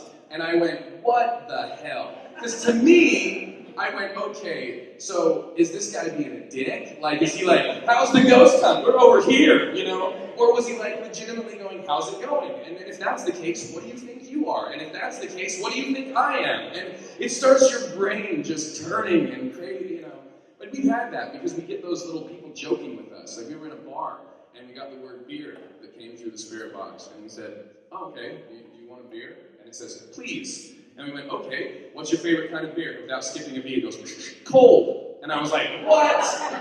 What? This guy's doing bits. We also, the two that really, I think, they'll stick with me is when we went to Gettysburg, we were there by ourselves, me and my buddy Ben, who produces this with me. We got there, we were there on a day in December that we caught right at the beginning of the storm, so it was like 72 degrees in December. Off-season in Gettysburg, no one's there. We spent 5 hours in the park, didn't see a human being. There was nobody, no staff, no anything. And we captured a cannon blast that was so loud it shook our car. It literally, and you could hear it reverberate through the sky. And it, that shook me, literally and figuratively. And then we also captured a 45-second EVP of a woman that ends in a gunshot. A woman just talking and confessing, "I'm sorry, what did I do? I love my children, my daughter. I don't know why I did this." Bang! And then you hear her go off. 45 seconds of the same woman confessing all the way through this. And, those things to me are like the ones that I can't explain. Because I go, okay, where are you when you're doing this? What does it look like to you? What do you think? Are you unburdening yourself? What are we? And I think that's one of the biggest things about what we do is that everything that you get, and I want to go off on a tangent here, but I think that there's a lot of competition within what we do. There's a lot of people who are like, "I'm going to be the guy who finds a ghost," and you're like, yeah, but everything that we do as paranormal researchers just sparks that fire, right? It just makes us go, "What now? What else can we get? Can we do that again?" And I think that if somebody gets something amazing, like if Jay captures something amazing, it doesn't put me out of work. I just go, okay, well that validates what I can do, and I'll see if I can replicate that stuff. How do you feel about the paranormal community and its relationship with each other? Are you guys in competition with other squad, teams, whatever, or do you feel like we're all in this together? Anyone? Well, we hate Jay, so no, we love Jay. It's not a term that we came up with, but some teams have paratories. Okay. Paratories? Paratories. That is great. Okay, because they're only here, and we want to go investigate there, but we want to make sure to talk to them to let them know that we're going to go to investigate that area. We're not like that. We could care less. If anyone wants to know any information about our team or anything we've done before, contact us. We have no issues with it. Jay knows, Michael knows for sure too. Because he's been with us as well on investigations. And Casey, who's leaving because he's had enough of Jay. Again. But yeah, I think, you learn from each team. Just one little bit of evidence, or one little bit of way you do something, they learn from you. And it does. It all validates what we do. It's as, quote unquote, as big as the community is, the paranormal investigation is as small as it really is. Right. So, it's funny, we have a team member, and she is a Lutheran minister, okay? And we have long conversations every once in a while. And I said, gee, if I can prove to you there's a ghost, would that put butts in your seats on Sunday? You know? And she said, it's very true. But even with her, being a Lutheran minister, she's so open-minded to what's going on and has had experiences. So we help out. I mean, whatever we can do, we'll help out any other team. You know, they help on investigations with us, whatever they want to do. So. Let me ask you this down the line. How many of you are religious people? One. The rest of you. I think that's something that's fascinating across our business, our industry, if you will. That you can have a bunch of people who don't necessarily believe in that, but we believe in this. How would you validate that to somebody who says, okay, we'll put our ghosts, angels in heaven, you know, like. But at the same time, how many of us up here are spiritual? Right. All of us. Well, but by spiritual, let me ask this: are you saying that you believe in souls, or are you saying that you believe that you're connecting with the energy of the universe and Mother Gaia and the spiritual, kind of blanket that covers the non-religious points of I don't know, the belief system? Just more that. I'm actually an ordained minister as well. I was in ministry for over 10 years. And so I've had a lot of people ask me, well, how can you be in ministry, but yet you're a paranormal investigator? Well, really, it's all spiritual. And you're asking about spiritual. Well, I have my faith, which is Christianity. I believe in God. I believe in Jesus. Why can't I believe? I would be stupid to assume, first of all, that we are the only living beings in this planet, or on this planet, in this galaxy. And so I do believe. I believe that there's something else out there. What happens? We're investigators. So what happens to us when we die? We have a lot of energy. So when we die, what happens to that energy? Right. Energy can't be destroyed, right? So. Right, exactly. So for my belief, and this is my opinion, what I believe, let's just all agree to disagree at times. So. But I believe that our energy has to go somewhere, and oftentimes I believe just like old people get lost driving, That's what ghosts are. Exactly. Where's the light? I missed a turn at Topeka. Screw the GPS. Right. The ghost positioning system, is that what that is?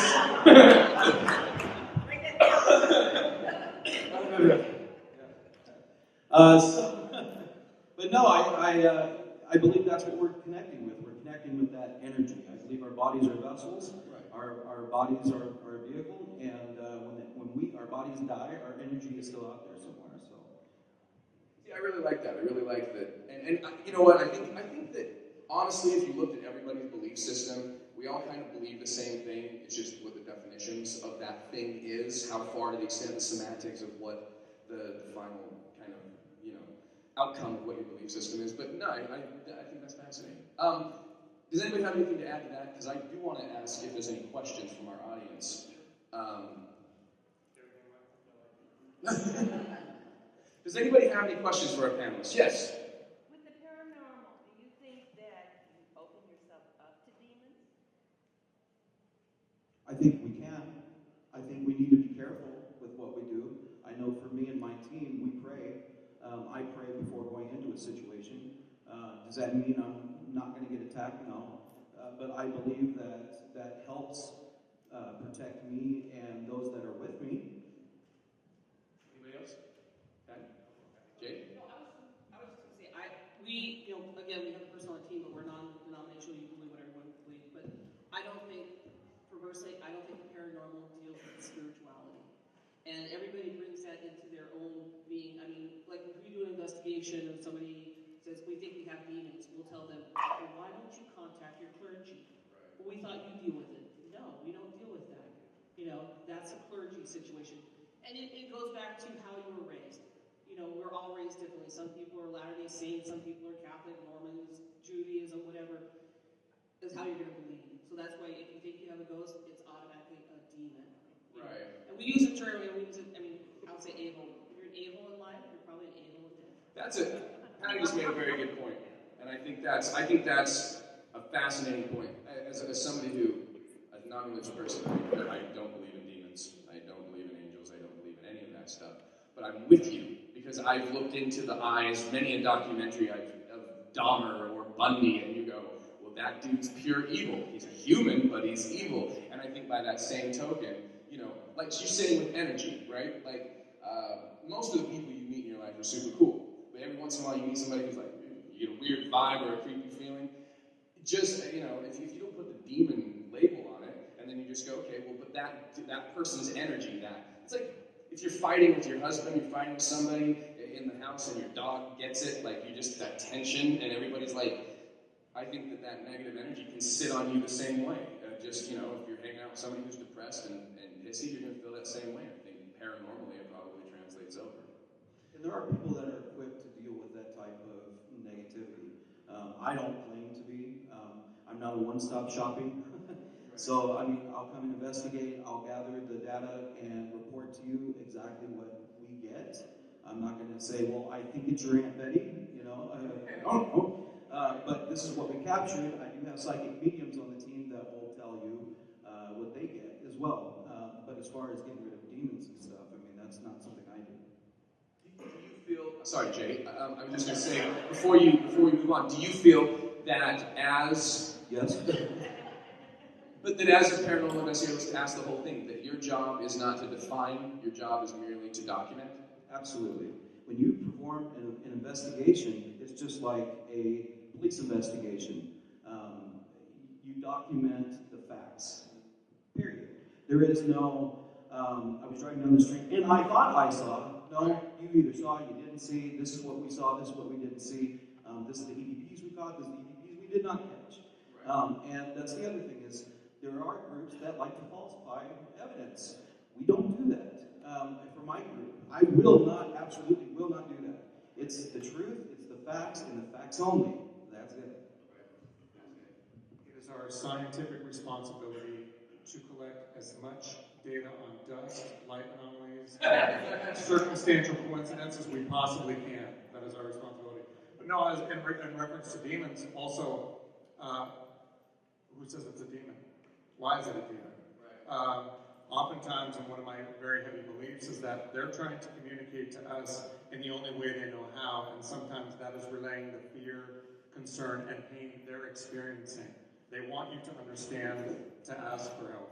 So, and because of the unknown, because we don't know what's going on, we associate that with fear, that something negative is after us. So oftentimes we have to go in with an open mind, and that's where a paranormal community working together, investigators, we can come in with an open mind, step back from your personal experiences, kind of analyze what's going on, and oftentimes put homeowners and business owners to rest a little bit to say, hey, listen, there might be something going on, but I want you to understand that we don't feel fearful, we don't feel negativity, so those are just things to consider too.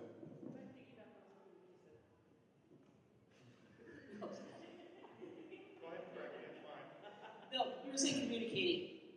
If I have no mouth, I have no way to write to you, how do I communicate with you? Maybe through emotion. You feel that with the dog, he's just sitting there and you feel it sad, or the cat, or what have you. So, let's say for instance you have a ghost in your house, and if I go like this to Aaron, he's like, oh, I felt something. And it's like, it recognizes me. Then he goes, whoa, it's getting stronger. Right. That's just a form. Ghost Jay. But it's a way of communicating. So people are like, well, I was at home and the lights turned on. Okay. Right. I was at home during the day, the lights turned on. That was weird. I was at home and it was 2:30 in the morning, the lights turned on. It's a demon. Right.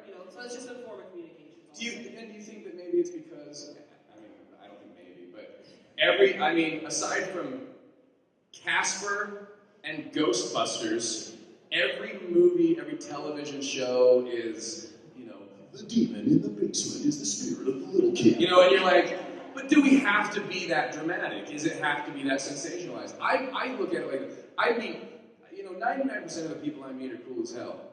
Why are they scary? Because they're dead. If they died, it would just be them still, And is it because of the Hollywood stigma that do you think that it's hard as a paranormal investigator to try to get people to not immediately go to, I'm living in paranormal activity? I'll just tell you what I know from this, and not much, but we have a team member who has a national radio show, and she had on a famous ghost hunter that was a plumber, that's bald. Yeah. Okay. And I often text message her questions while she's doing the show. She doesn't necessarily put them on the show, but she may ask them during the break and stuff. And my question is, why do you have music and sound effects during your show? Okay? Could you not just do a show that was just you guys talking or whatever?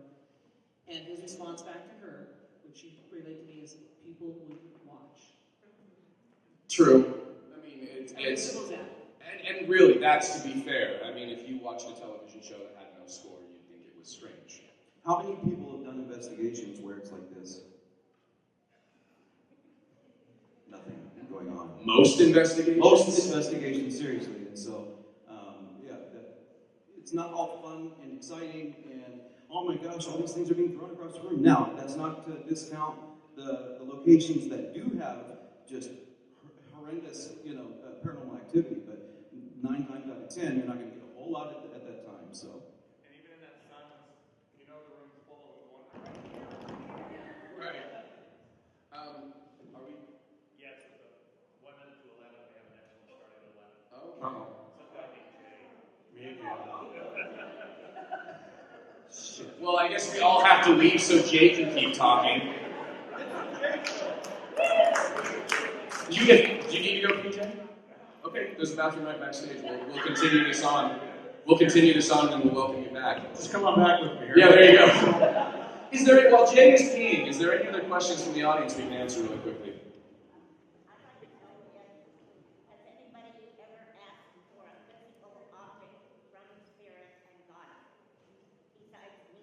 A physical object meaning what? Like somebody... Like a gift that they gave you? Anybody got a ghost gift? You had people...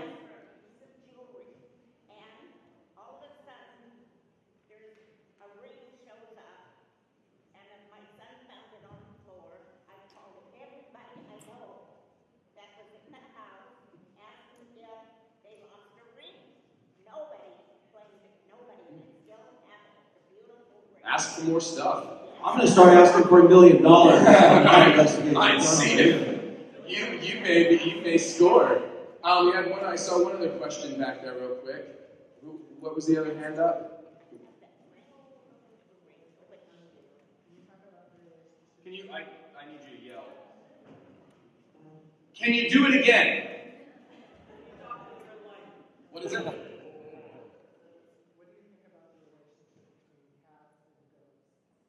Cats and ghosts, or animals and ghosts in general? I think they're more sensitive. Animals are more sensitive because they still have even though we domesticated animals, they still have the tendency. You put a cat outside for 3 months, they become feral. Right. People, sure, but they have the survival instinct in them, so they're more aware. So obviously, in my opinion, animals are more sensitive. Well, and like we said, a horse can sense when you're afraid. It knows emotion. So if that's sitting in a room, why not?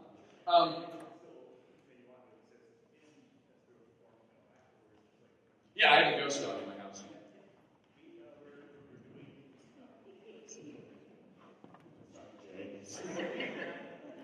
You've got a cup.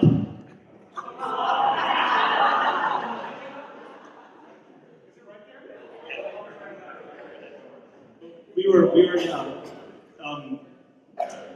on a farm that was owned by some, let's just say, vertically challenged people who might even have been on television.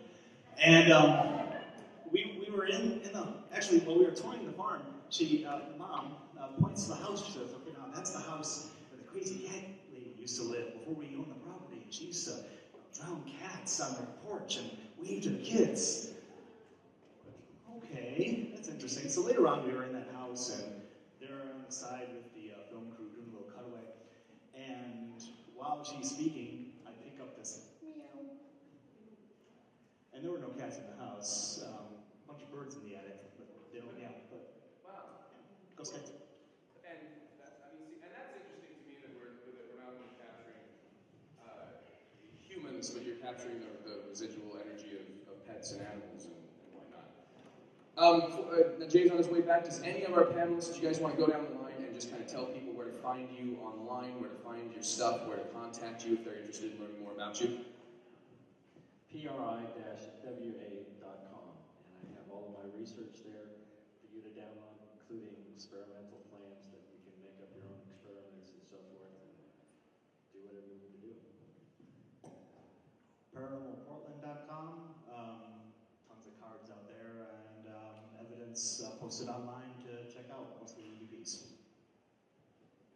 J_Verberg on Twitter, Instagram, and just look for me, Jay Verberg on Facebook. Aaron Collins on Facebook and www.nwparanormal.net, and you can see me at my table, and I'll give you more information later. Paranormal Crossings on YouTube. And we'll be on Jay's SSPRI.org. Come by the table, get a pen, get a business card, look at us up. And you can see the episodes of my series Ghost Hopping at youtube.com/ghost hopping. Ladies and gentlemen, please, for our panelists, make some noise.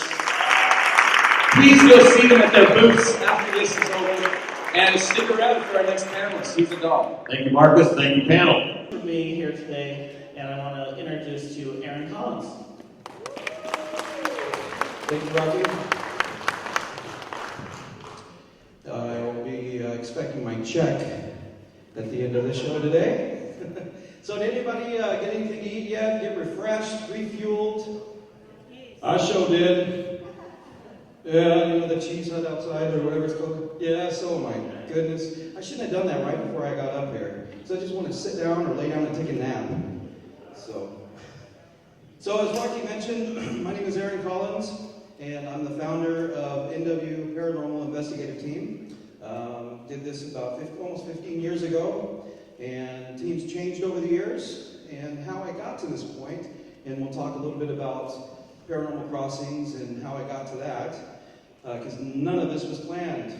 So I was 10 years old. I was born and raised in Memphis, Tennessee. And when I was 10 years old, a friend of mine asked me if I'd spend the night. So I went to spend the night at my buddy's house.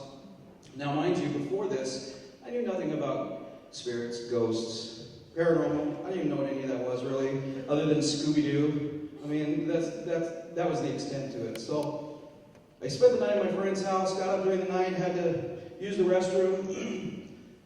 And as soon as I was done, I went to open the door and turn off the light. And right before I turned off the light, a woman walked by.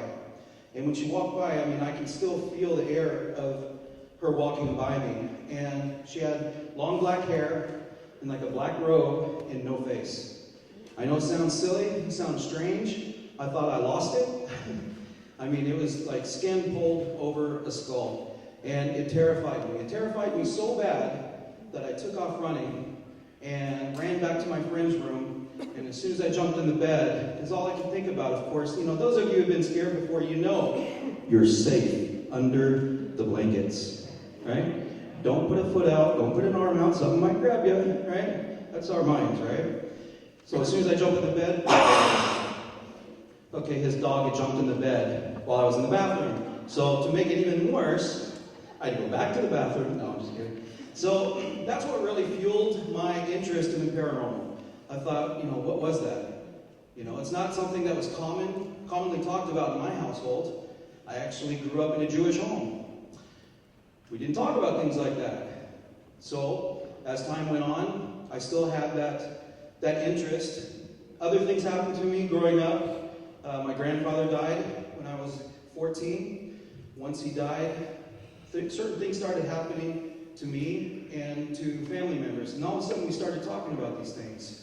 The hospital where my grandfather died, I went back to visit a neighbor friend who was in the hospital, and the floor that my grandfather had died on, the elevator stopped on that floor. And when the doors opened up, there was nobody there.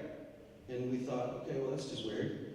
So we continued on up, visited the friend, went to leave, stopped again on the same floor where my grandfather had died, and nobody was there. There wasn't a nurse in the nurse station, there wasn't a doctor, orderly, or anybody walking by.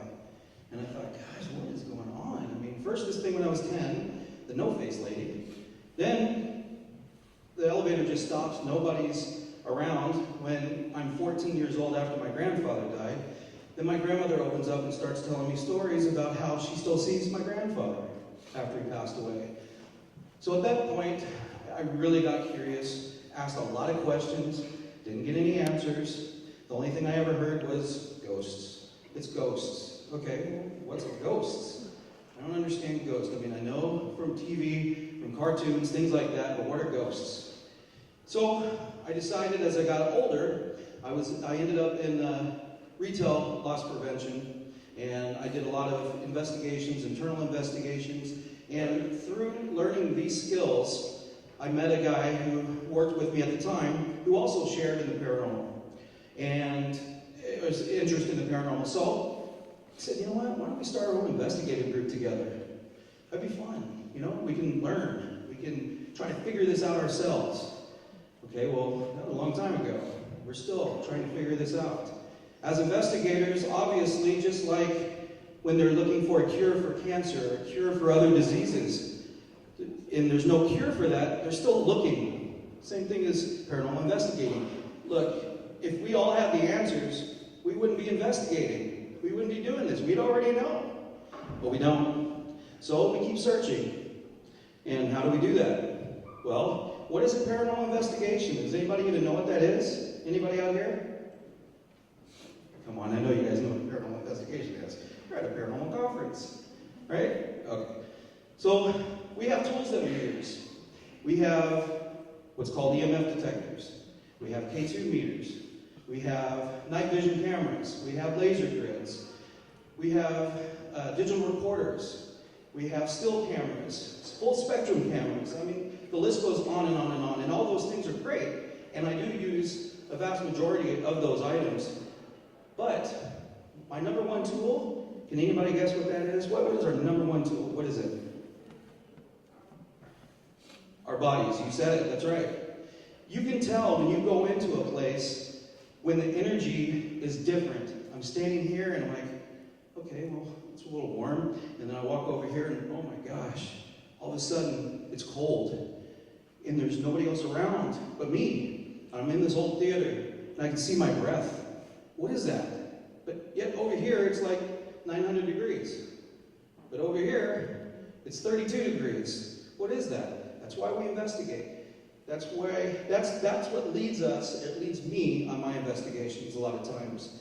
Yes, I use psychic mediums. I have some amazing friends who are psychic mediums, and some of them are out there now. And and that's great. I love that as well. But we do this because we want to see for ourselves. We want to feel it for ourselves. Has anybody ever been touched by something unseen? I think a lot of people have, yeah. Has anybody heard a voice, but it was a disembodied voice? So you know what I'm talking about. You go into a room and you hear somebody talking, but yet you're the only one there, and you're thinking, either I'm going crazy, or there's somebody else here. I don't know. But this is why we investigate. Not everybody investigates, but you know, you do to an extent. A lot of people will do their own little mini investigation. My son Noah, yes, I'm calling you out. Noah and I, we were at home alone one day. The rest of my family was gone, and we were getting ready to go. I don't know, we went out to dinner or something like that, and you know, me being a paranormal investigator, and our house that we were living in at the time was built in 1944, and that doesn't mean it's haunted, but this one was haunted. And as we were leaving, Noah walked up to my room and said, "Dad, aren't you ready to go?" I said, yeah, let's go. And he said, "Wait a minute, let's leave some stuff on the bed and see if it moves by the time we come back." Genius! I didn't think of doing that. I mean, I'm in my own house. I'm not thinking about doing a paranormal investigation. But here Noah's thinking, I want to see something. So we leave. Before we left, he put some items on the bed, a couple of remote controls and a couple of other items. And I think I said right before we walked out of the room, if there's somebody here, please move something. Show us that you're here. So we walked out, went out to dinner, and came back about 2 hours later. I walked upstairs, Noah went down to his room, I walked upstairs, I opened the door and I looked at the bed, because I had forgotten all about it. And then I saw the items on the bed, and I stopped, and I looked and I'm like, what? One of the remotes was completely thrown over to the other side of the bed. Now, he and I were the last two to leave that room together. What is that? Don't know. I mean, that's why we do these investigations. You know, a lot of people would like to say, oh, that's grandpa, that's grandma, but really, do we know?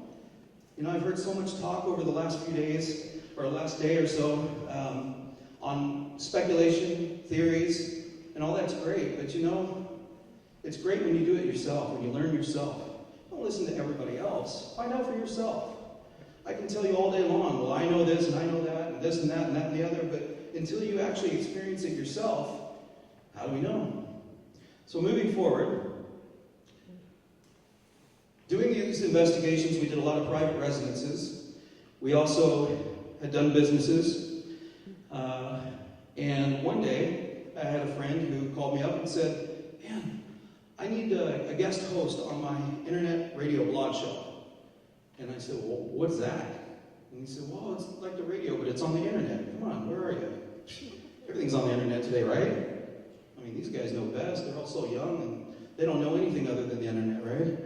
So I agreed to do it. And it was a blast. I had a great time. You know, there was two paranormal investigators and one guy who was a producer. We ended up doing the show together. It was great. It was fun. We had great guests. We had people call in. I thought, oh my gosh, it's a whole new world out there. I can talk to other people in mass about what's going on, right? So I stuck with that show for a little while, moved on. He asked me to be a guest on his own show. He had since left the other show, and he didn't have a guest. So I said, well, I have a good friend that I've known for a long time. She's a psychic medium. I'll ask her if she'll be our guest. Okay, perfect. And it clicked. We had her as a guest. It clicked. And one day she and I were talking, and she said, why don't we do this show by ourselves? Let's do our own show. Okay. So we did. Blog Talk Radio. Have you ever seen Ghost Adventures? Yeah? Did you guys see the one with the David Omen house on CeeLo Drive out in Beverly Hills? No? Yeah? Okay. When I watched that show, it was right at the beginning of getting ready to do the Blog Talk Radio, and for ourselves. And I watched that show and I thought, man, yeah, okay, that's great. The investigators are there and everything, but I want to talk to that guy. I want to talk to David Omen. So I took a shot in the dark, sent him a message on Facebook, told him who I was, what I do, and would you be on my show? And he responded and said, yeah, I'd love to be on your show. I thought, what? Are you serious? So that's how it all started. It started with David Owen. Had many conversations. He's become kind of a friend of the show. And then a friend of mine is an actor in LA. And he heard the show. Because I do all the promoting. I do all the self-promoting and stuff for the show. My whole point is to get guests on the show. I want to talk to others that are either in the paranormal field or living in a haunted location, own a haunted location, have been to a haunted location. That's the whole point, to bring the paranormal out there. Because face it, 30, 40 years ago, people didn't talk about the paranormal. I mean, what happened way back in the day, if you said anything, oh, I'm seeing things, or I'm seeing what happened, you're thrown in the asylum. Did you guys hear that? I did. That was weird. So, it's like we're doing an investigation together. How about that? All right. So, Paranormal Crossings is about everything paranormal. And my friend in LA called and said, you gotta put this on TV. What? He said, yeah, I love it. You gotta put it on TV. People have to be aware of this kind of stuff. I know there's ghost hunting shows and blah, blah, blah, but put it on TV so people can hear and talk or listen, you know, these people talk about paranormal experiences. Because we've all had some sort of paranormal experience, but a lot of times we don't even talk about it. We don't mention it. You know, we kind of keep it to ourselves. So it's nice every now and then to hear that somebody else has gone through the same thing that you've gone through. Sorry, I got to sweat. If I don't, I'll explode. And that'll be messy for you guys. I don't want to mess up my t-shirts. Spend good money on these things. So, I told my wife I wouldn't make this a comedy show, so I know I got to cool it down a little bit. She's in the front row too here. Yep, there she is. So, covering her head, shaking her head. Boy, that's normal lately.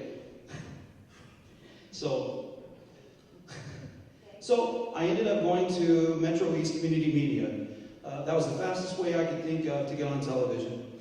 You want to learn more about Metro East, stop by my table, and I'll explain how I got into it and how you can do it. It's not just people like me, it's anybody can do it. Kids can do it. So we started Paranormal Crossings on television, and that changed everything.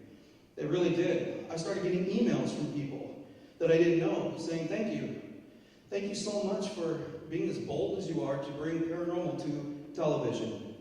And I appreciate that. I'm not here to change anybody's mind or convince anybody that there are ghosts and spirits and whatnot out there. I just want to relay the facts and let you decide. Because I can tell you all day long, but until you actually experience it yourself, you're, and I'm still a skeptic, believe it or not. Even though I've had the things that have happened to me happen over the years, I'm still a skeptic. And so I like going into an investigation as a skeptic. So with Paranormal Crossings, I taped that show, or filmed it, they don't use that word tape anymore, for about a year. And one day I had two guests that were going to be back-to-back on my show.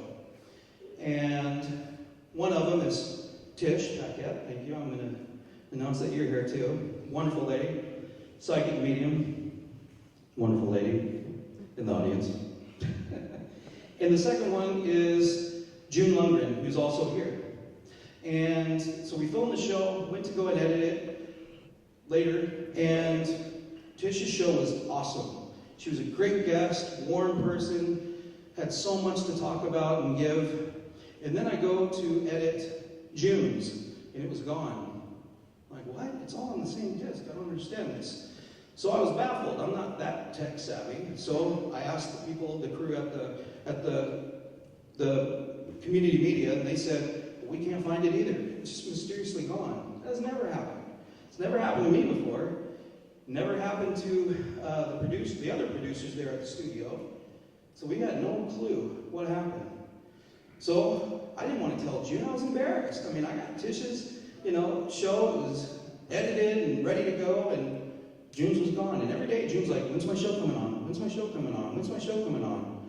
So finally I told her, okay, here's what happened. And she goes, oh, I figured that would happen. I said, what? What do you mean? She said, well, they don't want me to speak. Like, who? Who doesn't want you to speak? What are you talking about?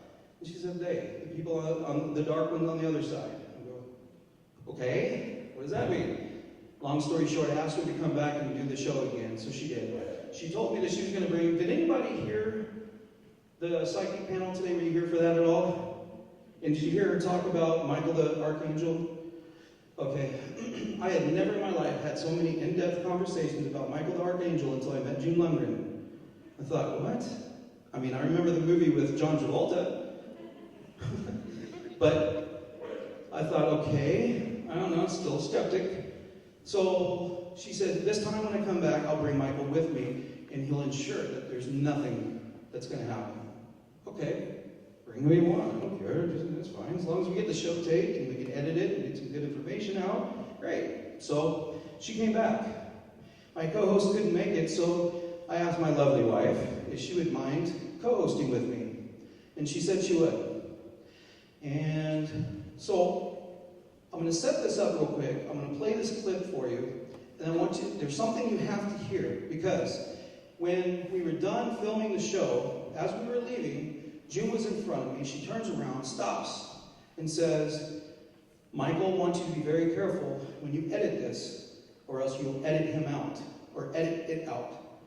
And I said, okay, all right. So, not even thinking about it anymore, we left, went home, and later that night, about 1:20 in the morning, something like that, I always record our shows on Blu-ray so I can watch them, and I'm my worst critic, man, I'm telling you. And so I'm watching, I told my wife, let's watch the show. I want to see what Michael's talking about, right? So we watch it, and something happened. And I leaped off the couch. I'm not going to tell you what I said. My kids are here. But I leaped off the couch and I'm like, holy crap, are you serious?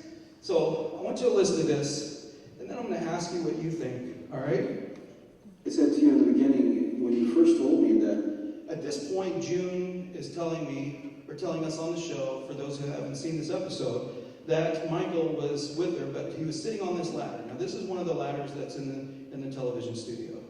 Because I asked you if you brought Michael with you this time. And you said yes. In fact, he's sitting on the ladder. Yeah, he's waving.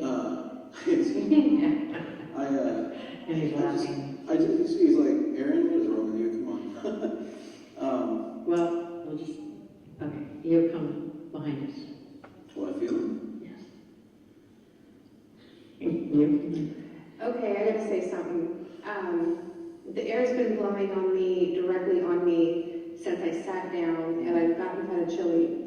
About 4 seconds ago, something broke. Yeah. It broke the came fan. Yeah, he It like it stopped. Did you hear that? Okay, let me just do that part one more time.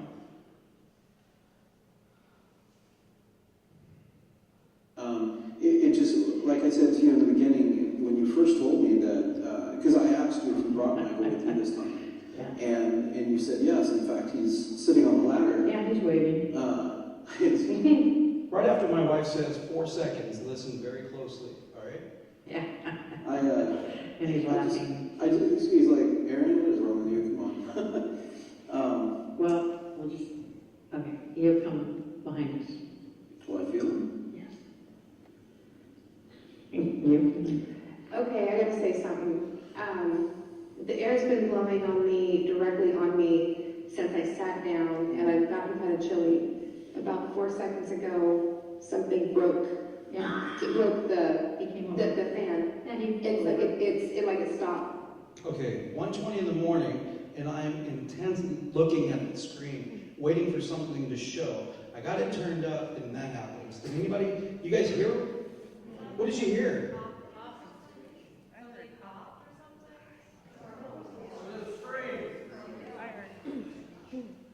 The majority says screech. Something moved. It's difficult, obviously, with playing it up here, but when you listen to it with headphones or on your television at home at 1:20 in the morning, it sounds like a very loud scream or screech. And I thought, my gosh, okay. And you'll see that in this clip, I'm not going to go so far back this time, but in this clip, had there been something in the studio Blowing on me, directly on me. notice none of us react to that noise. This is the investigative part, okay? Since I sat down, and I've gotten kind of chilly. About 4 seconds ago, something broke. Yeah. It broke the fan. Yeah, We didn't blink. We didn't react at all. Why? We didn't hear it at the time. This is the same as an EVP. But we've never had this happen on our show, ever. Never. I've edited countless shows that I've done and never had this happen before. And so the next day, it was very difficult to wait till the next day to call June. And I called her. And is she out here, or is she at her table doing a reading or something? I don't think she's out here. So I'll tell you her interpretation of what that was. And I'm going to tell you that I don't know. I don't know what it is. Okay? So I'll let you decide. Her interpretation was, Michael flew over us, okay? My wife felt a break in the air. And at that point, which if I went further in the episode, you would hear me talk about this, I felt a surge of electricity. Has anybody done an investigation? Jay, have you done an investigation where you have had a spirit or entity or energy jump through your body? Okay, that to me, I mean, I've never been electrocuted, but I'm assuming it would be close. I mean, if I had hair, you guys, I had an afro that day. It was like a burst of energy and electricity going through my body all at once. And I just, for a second, I just sat there because I knew, okay, I got television cameras, I can't be a big old baby, so like I wanted to be, right? So I held it in and waited. So June's interpretation was this. Michael flew over us. Michael knew, because Michael was with us, Michael draws in other entities, other spirits. Some want to be crossed over, and they look to him for help. Now again, this is according to June, okay?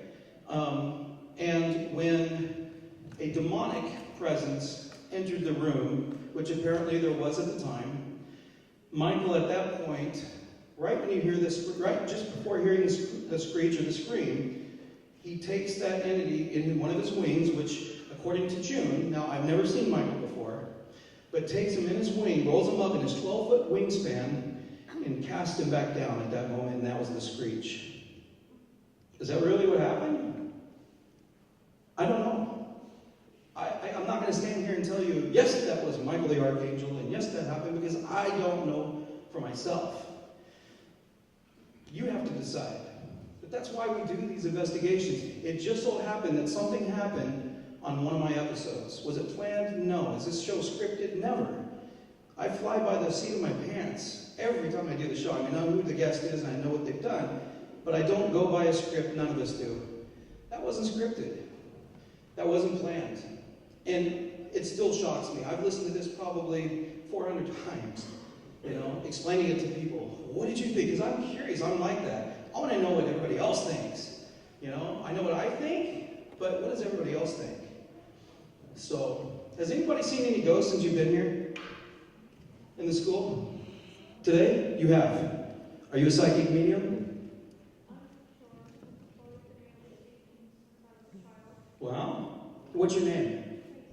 Tracy. Hi, Tracy. Hi, Marion. That's awesome. Has anybody else here seen anything since they've been in the school? You have. I haven't. I haven't seen anything that I would consider paranormal.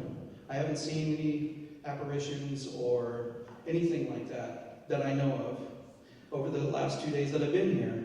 But does that mean they're not here? No, I'm not going to tell you they are. I'm not going to tell you they're not.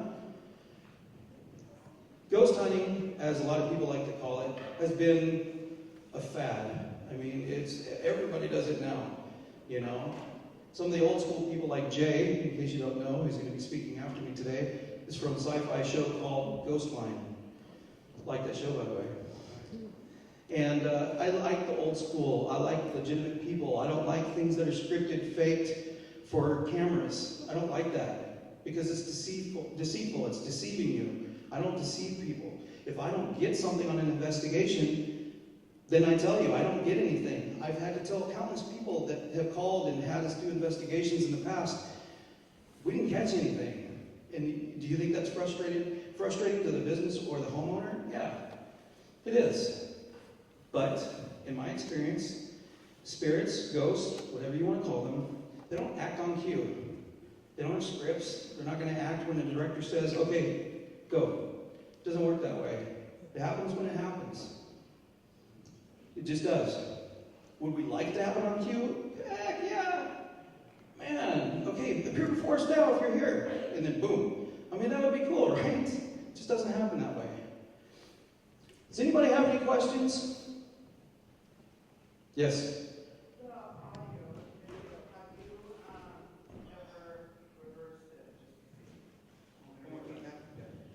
The audio with the anomaly of the screech or the scream, have you ever reversed it just to see if there's anything that you could make out? It said, Aaron. No, I'm just kidding. No, I haven't. That's a good question. Now I'm going to have to. No, that's a good question. I've never even thought of doing that, funny enough. What about you? That's what I thought. So, I want to introduce a couple of people to you. And this gentleman has become one of my most dearest friends. And I met him at Metro East. He is the director for Paranormal Crossings. And without him, I don't know if I'd be doing this anymore because I was just too fast-paced and ready to jump into the fire before going through the preliminary stuff first. So let me introduce you to Steve Zahn. And I know you want to say a couple of things. Steve Zahn. Hello, everybody. Glad to be here. When I first met this gentleman here, I didn't know that much about the paranormal. I mean, in the past, I have read about the Bermuda Triangle and flying saucers and all this kind of stuff. And when I met him, and we started talking and everything, I just felt a connection. And when I felt this connection, I knew he was the real thing. And I had to get involved with this show.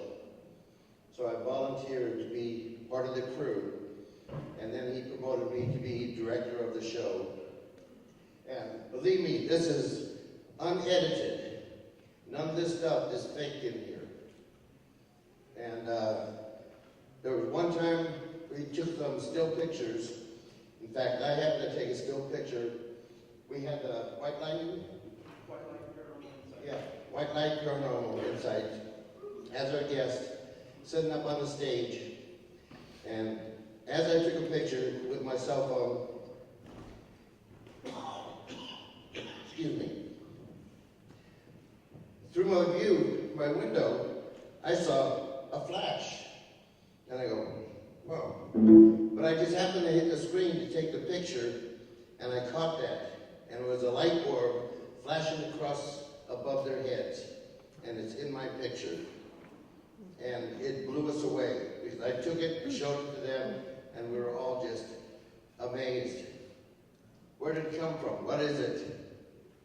And someone even mentioned it was Aaron's grandmother that's been following him around. Yeah, there it is. As you can see, right over Aaron's left shoulder,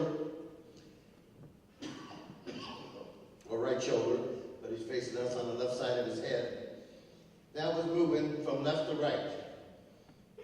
And you can see the motion from the blurriness on the right and left side, and the straight lines on the top and bottom. So there was motion there. And it just amazed us. And it freaked me out. But it's been a pleasure working with him, his team, and his lovely wife.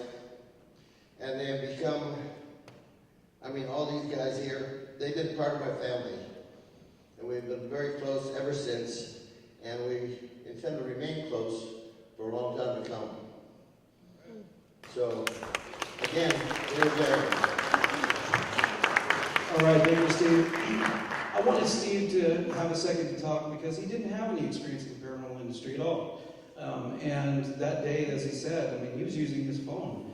You don't have to have a super expensive $10,000 camera to capture things like that. It could be anything. I mean, I have some of the cheapest equipment you can find, and it still takes great pictures, and you get good evidence at times. And this is just an example of that.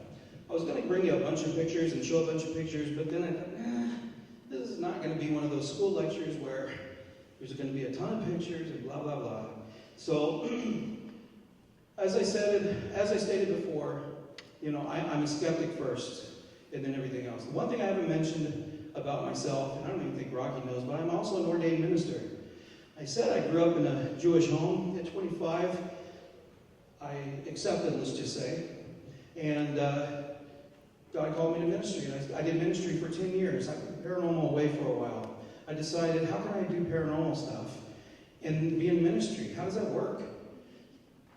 Well, is faith spiritual? I mean, do you see God in front of you all the time? I mean, it's faith. And it's all spirituality. And so is what we do. It all has to do with spirituality. And I just married a couple of weeks ago. Great wedding, by the way. Great minister. and then I'm back to doing paranormal stuff. I mean, there is a way to balance. Do I get people saying, how could you do that? How in the world could you be a minister or be in ministry and be in the paranormal field? Really? It's all spirituality. What's that? Holy Ghost, thank you. And how many times is he referenced as the Holy Ghost? Really? So, the paranormal field is not something I ever planned to be in. I can't even say I wanted to. It's like they chose me. It's because I'm a curious person and like to learn, and I'm like a sponge. You know, I just soak everything up. And like, I'm learning from Tish, I'm learning from June, I'm learning from Jay, I'm learning from other people, you know, and it's been a pleasure. Go ahead. Have you ever actually seen a apparition? Yes. The first thing I ever saw, I believe, was a full-bodied apparition. I actually met a old Chicago Where was this? Archer Road, south side of Chicago. Really? Yep. Wow. My best friend and I were driving down, we saw her, actually gave her a ride to Resurrection Cemetery. And she spoke to you? Spoke, and I put this can on her and it was ice cold. Wow. Here, I gotta give you the mic. Have you describe this real quick? So, start over for those that couldn't really hear. Well, I'm from Chicago. What happened was we were driving down Archer Road, and my best friend and I, we saw Resurrection Mary. Old ghost legend of a Polish girl who got into a fight with a boyfriend that night and basically got struck down by another car. Well, we're driving down and we see her. I go, dude, that's Resurrection Mary. He's like, where? I'm like, over there. She's right down the road. He pulls over. I get in the back seat. We pull over in front of her. She goes, can you give me a ride home? I'm like, my buddy goes like, yeah, no problem. We give her a ride home. And she's like, very, very silent most of the time. But, we were like, but sometimes she seemed like she was crying. But because of the fight. So she's like, we're telling her, it's going to be okay, there's not going to be any problems, And I put my hand on her to comfort her, and she's like, thank you very much. Can you please pull over? And we stop right in front of Resurrection Cemetery. Gets out of the car and said, thank you for the ride, and walks right through the gates. And in fact, if you ever go to Chicago and Resurrection Cemetery, you can actually see the burn marks of her handprints on the bars. Because you cannot, the way the bars are, they were just like blackened and pulled apart. I've seen it happen. Well, not happen, but I've seen it. It's intense. Wow. Well, thanks for sharing that. I appreciate that. Oh, yeah. So, I love this time. I love this time where we can all just kind of sit in the same living room, so to speak, and talk about our experiences. And if you want to share some, go ahead. There's a couple of things that I do want to mention. So, in doing paranormal investigations, for those of you who've never done them, you guys mind if I sit? No. No? Okay, good. So, I had a couple that had us come and do an investigation at their house in North Portland. Very nice old house, built in like 1916, if I remember right. It's been some years back. And they said, oh my gosh, my head is just pounding every time I go to bed, and I'm seeing things and hearing things, and just going on and on and on and having horrible dreams. So I thought, okay, so what was the first thing that I would think about doing? Well, let's check EMFs. Does anybody know what EMF is? Yes. Can you tell me what it is?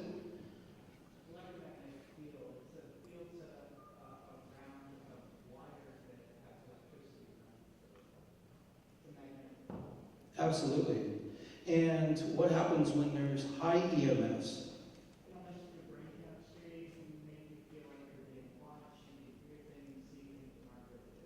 Wow.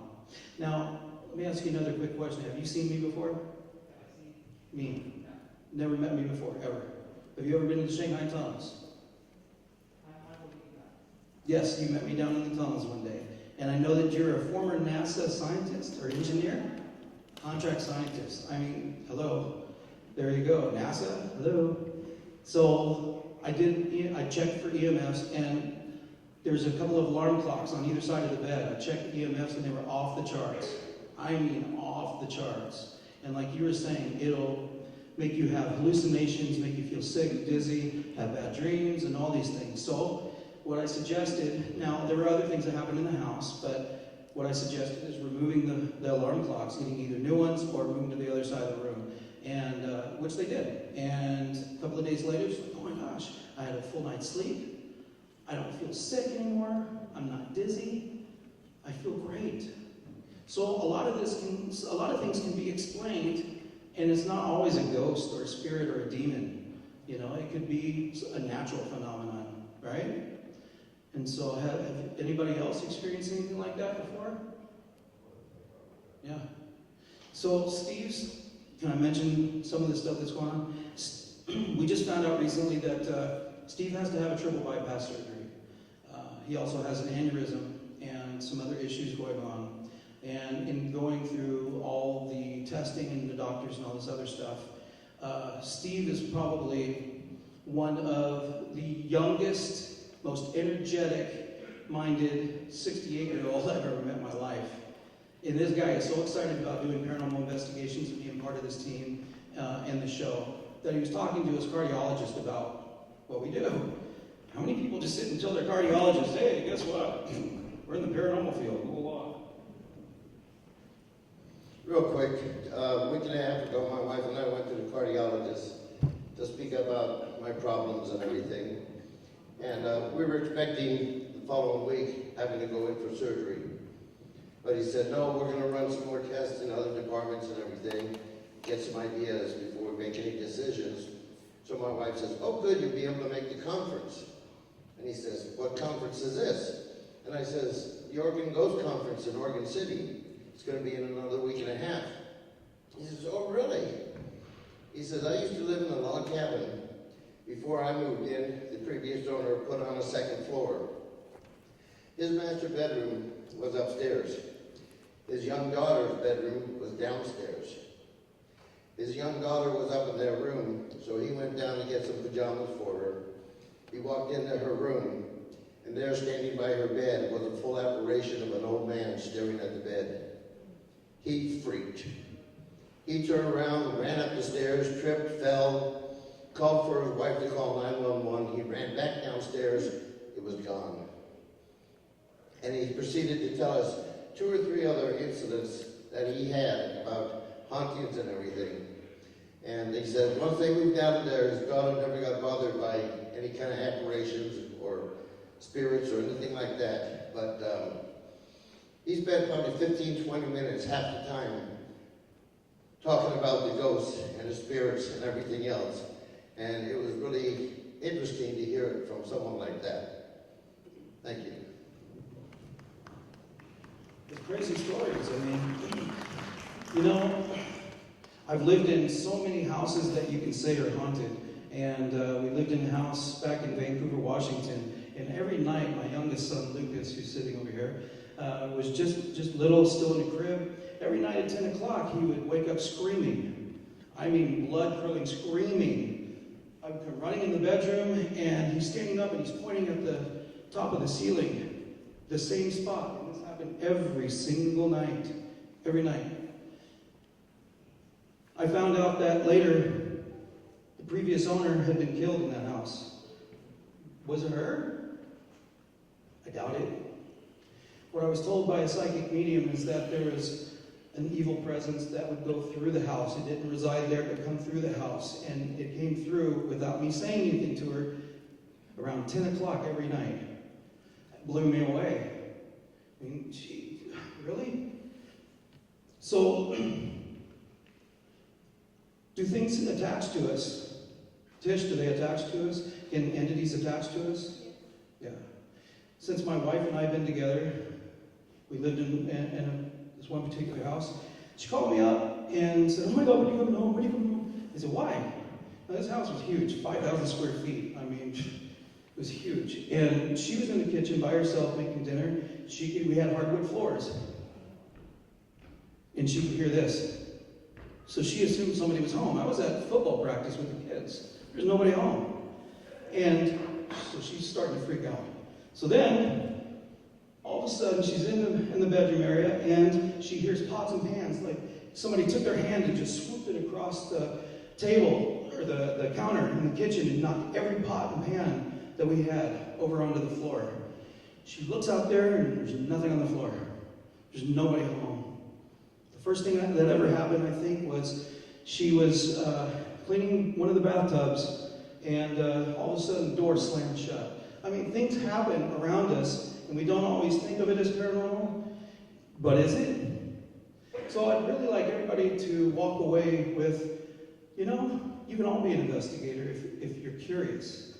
You don't have to go out and buy the equipment and stuff, but just tap into yourself. Yes? Just be careful not to investigate in your own house like I did. Yes. Because like, oh, you see me. Right. And there are, yes, and you're absolutely right, because there are people who have done that and with EVPs and things like that. And at first it sounds sweet and innocent, but then as time goes on and they're doing it, you know, every single day, then it gets more, I guess, demonic sounding. I can't say it's demonic, but that's what it sounds like, or it can. So just be careful, okay?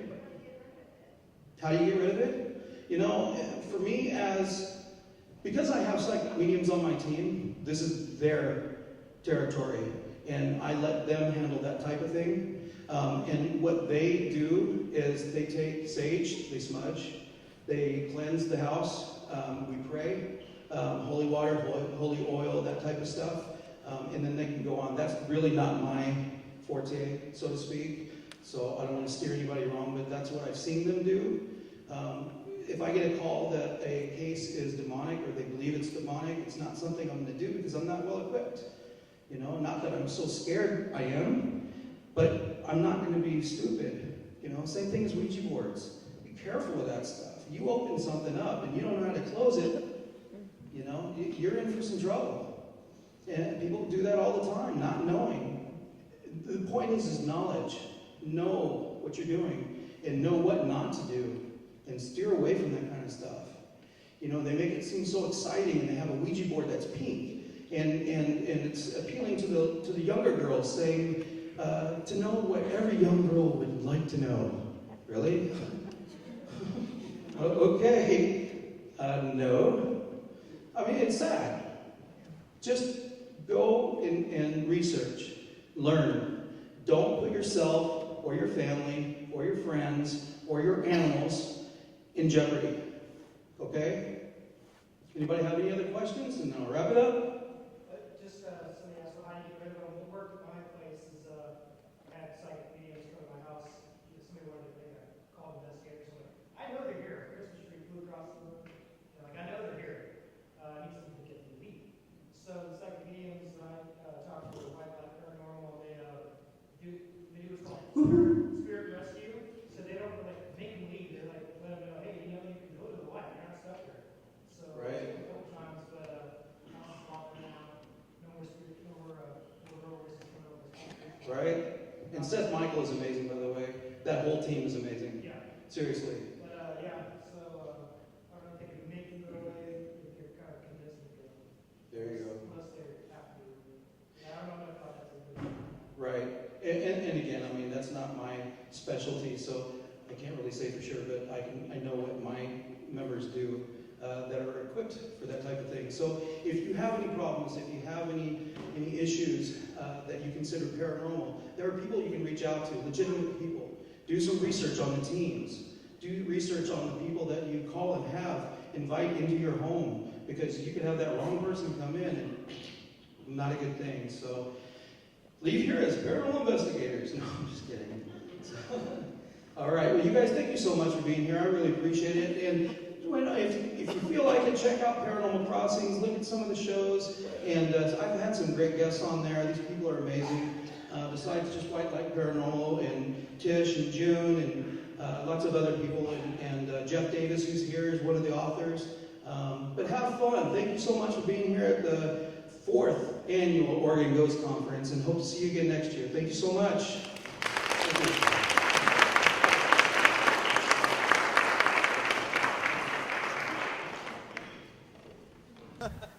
So here we are. Finally, we were able to hunt down the man, the myth, the legend, Rocky Smith, and here at the 4th Annual Oregon Ghost Conference here in Oregon City. So tell us a little bit about how you felt this conference went, and how does it compare to some of the previous years? All right.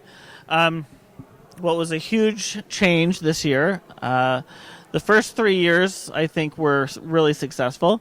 We did it at the Pioneer Center here in Oregon City, and that venue is a smaller venue, a venue with a room that had all the vendors in one place and the stage in one place.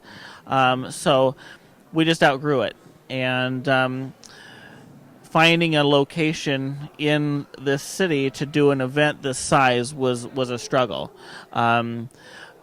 There really was no other place in the city to do an event like this except for this building.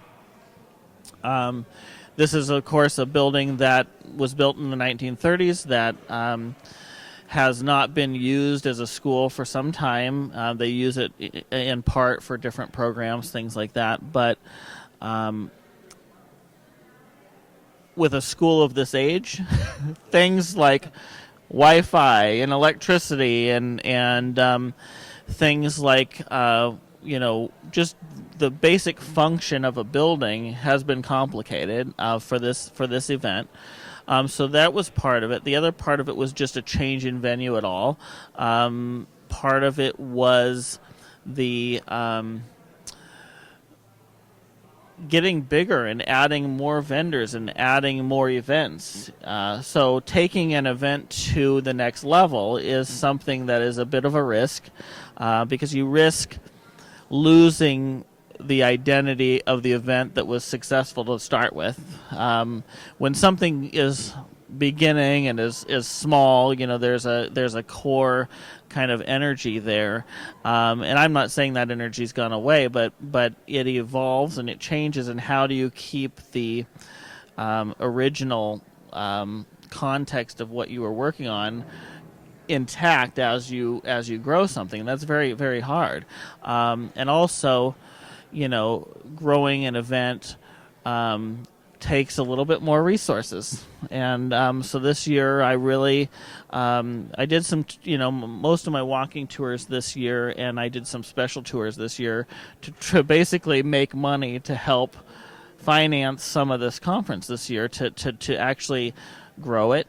And so my hope was that it would make some money to kind of grow it next year, and I'm not sure it's going to. I think we really were hoping to break even on this event, and we haven't gone through all of the books, but in sense of an event in whole, I think it was a huge success. I think my feedback from everyone has been very positive. I kind of question sometimes, okay, if everyone thought it was a horrible event, would they tell me? I probably not. So I've been talking to a lot of people, and I've been asking other people, what do you think about it, and hearing other people's conversations and relaying their conversations to me. And I think most people are happy with it. I feel like it's been a great event. We've had some awesome things, and I think the only thing that that is a struggle for me. I think it was such a good event. I just wish more people would have seen it. And I think we actually grew the audience this year. I think we did have more people come through. It's very hard to know for sure how many more people we had, because when you're in a small building with one room, everyone's there, and it's packed. We expanded that to, a building that's really almost 4 times or more its size, where people are all over the building.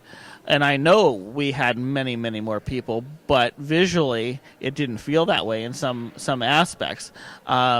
Because, when you put 100 people into an auditorium that seats 1,000, it looks like a small crowd. So I think that those were all the things that, have, the dialogue that needs to take place now is just kind of a refocus with the vendors and everything, and say, how do we keep building this? Because I think it has... it definitely is one of the biggest paranormal conferences or ghost conferences on the West Coast, as far as I know. I would like to know, if there's any others. I don't really know. I think most people have told me this is one of the biggest, and so I think it has the potential to grow into an event that's a real regional event for the Pacific Northwest, and but I can't do it by myself, and I really need to get the partnerships and the people that I've met that really know the truth, or that really feel, I think people really feel it's a good event. I think people really want it to succeed, and I think people really want it to expand. And the only way that it's going to is if they help. if I can get their feedback and grow it. Because it's a huge undertaking, absolutely huge undertaking. So I'm exhausted, and but I really do feel that it was successful. I feel like it was a good event, and I'm looking forward to kind of taking some time to reevaluate and figure out what the next step is. And there is a next step. I do know that. Right? Yeah. Well, you got to take comfort in knowing at one point I took a step back and I just kind of observed from my corner over there, and to see different vendors with different abilities, different backgrounds, and things that they do, and all the guests that showed up for the event, everybody's doing something different, talking to various vendors, talking to each other, having the panels, having the speakers. It was kind of cool to sit back and go, wow, look at all these people. And we're all talking about paranormal. I mean, 20 years ago, we didn't do that, publicly. And so here we are in Oregon City, which is an amazing city in its own and has tremendous history. And thanks to you for actually speaking about the history and bringing through the I can't even talk, Northwest. Yeah. I even went to bed early last night. Right, the Northwest Ghost Tours, and bringing really history back to life here for Oregon City and Oregon. And so tell me what. It may be too early to ask you now, and I know you're exhausted. But what is your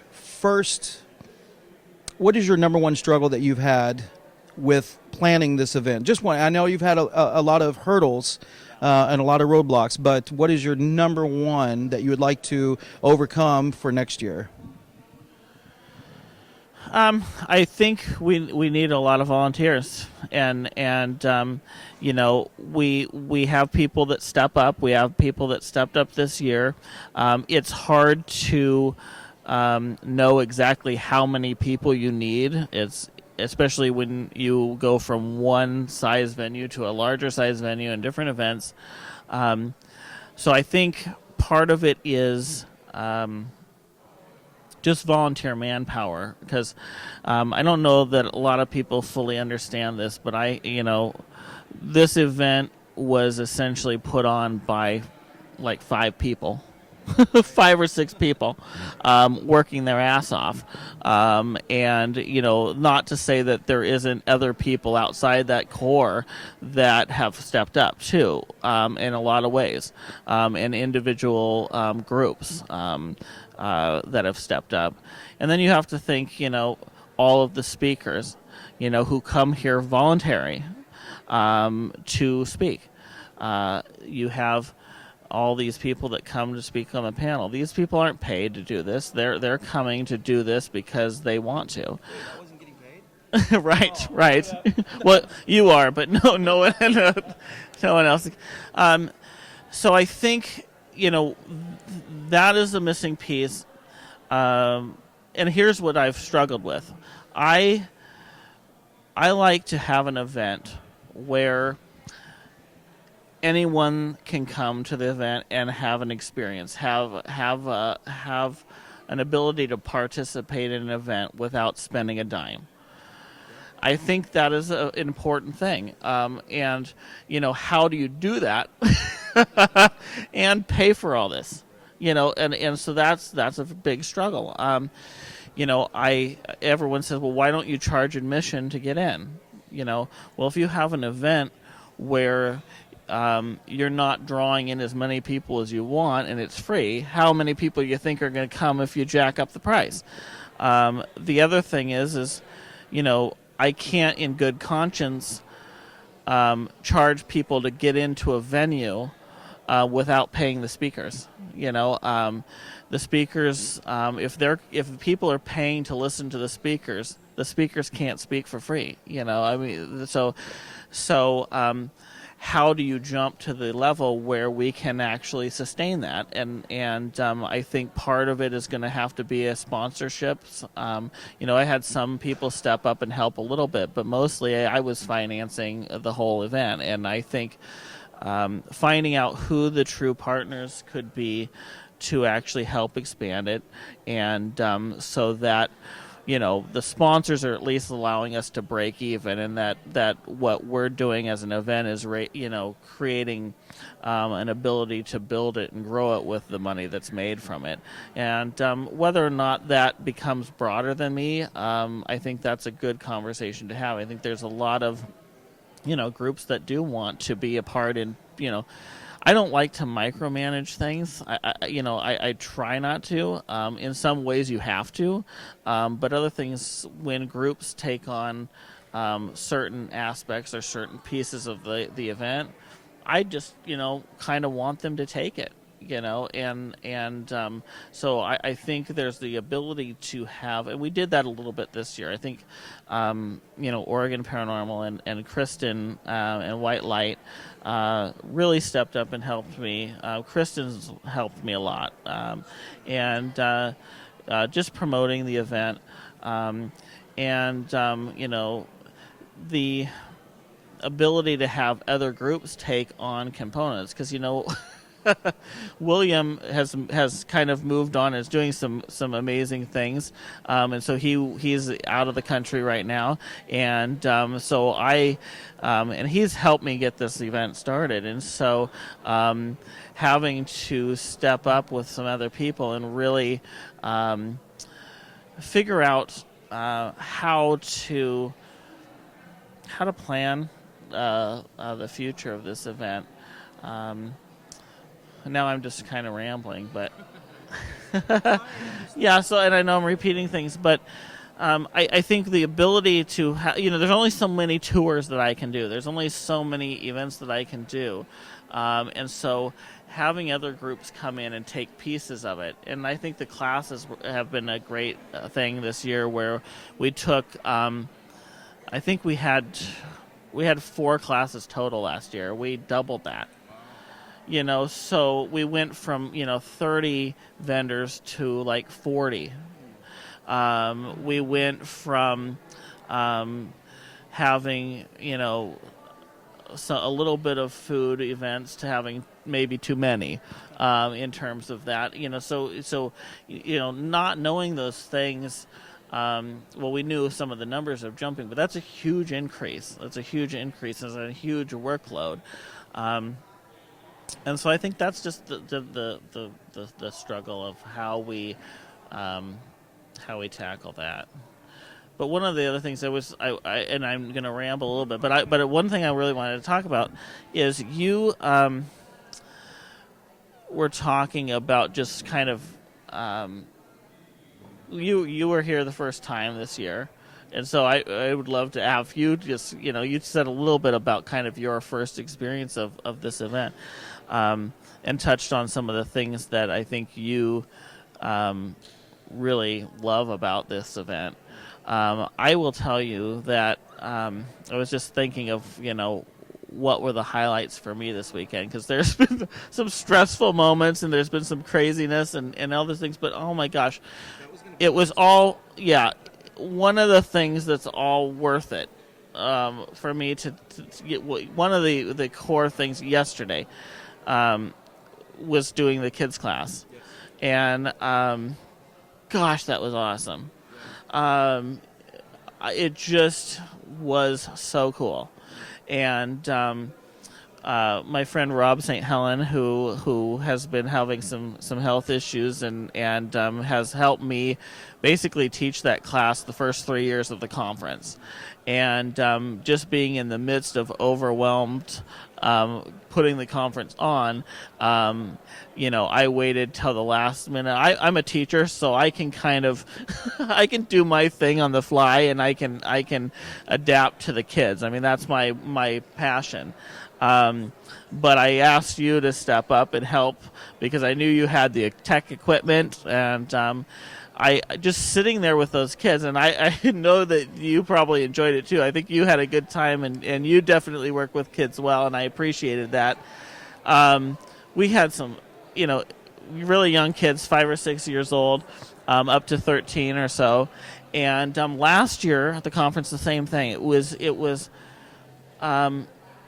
having those kids be able to talk, share things without any concern about what people think, and sitting there on the floor with these kids and just having that conversation and talking and letting them just play and explore. And that was one moment this week and yesterday that I was like, this is awesome. This is why I'm doing it. And so, and there was many of those things. I mean, it's been emotional for me. It's been really emotional for me because there's some really good people here, and some really great people, and part of it is I think that's one thing I felt has been lost a little bit at the conference. When the conference was just started and small, I could go spend time with these people. I could go on a tour, and after the tour be relaxed enough to have fun. And it's hard to do that when you're running around. And I'm like, I see, SSPR and groups that come down from Washington that have been part of the conference for a long time, and Karen Frazier, and people that come year after year that I love, and these are good friends. I consider them good friends, but I only see them once a year, and I'm like, I want to see you more. I want to see you more because even over the course of the weekend, I have to talk to people in 5-minute sound bites, because the next thing happens, and I'm going to run and do that. And I will tell you that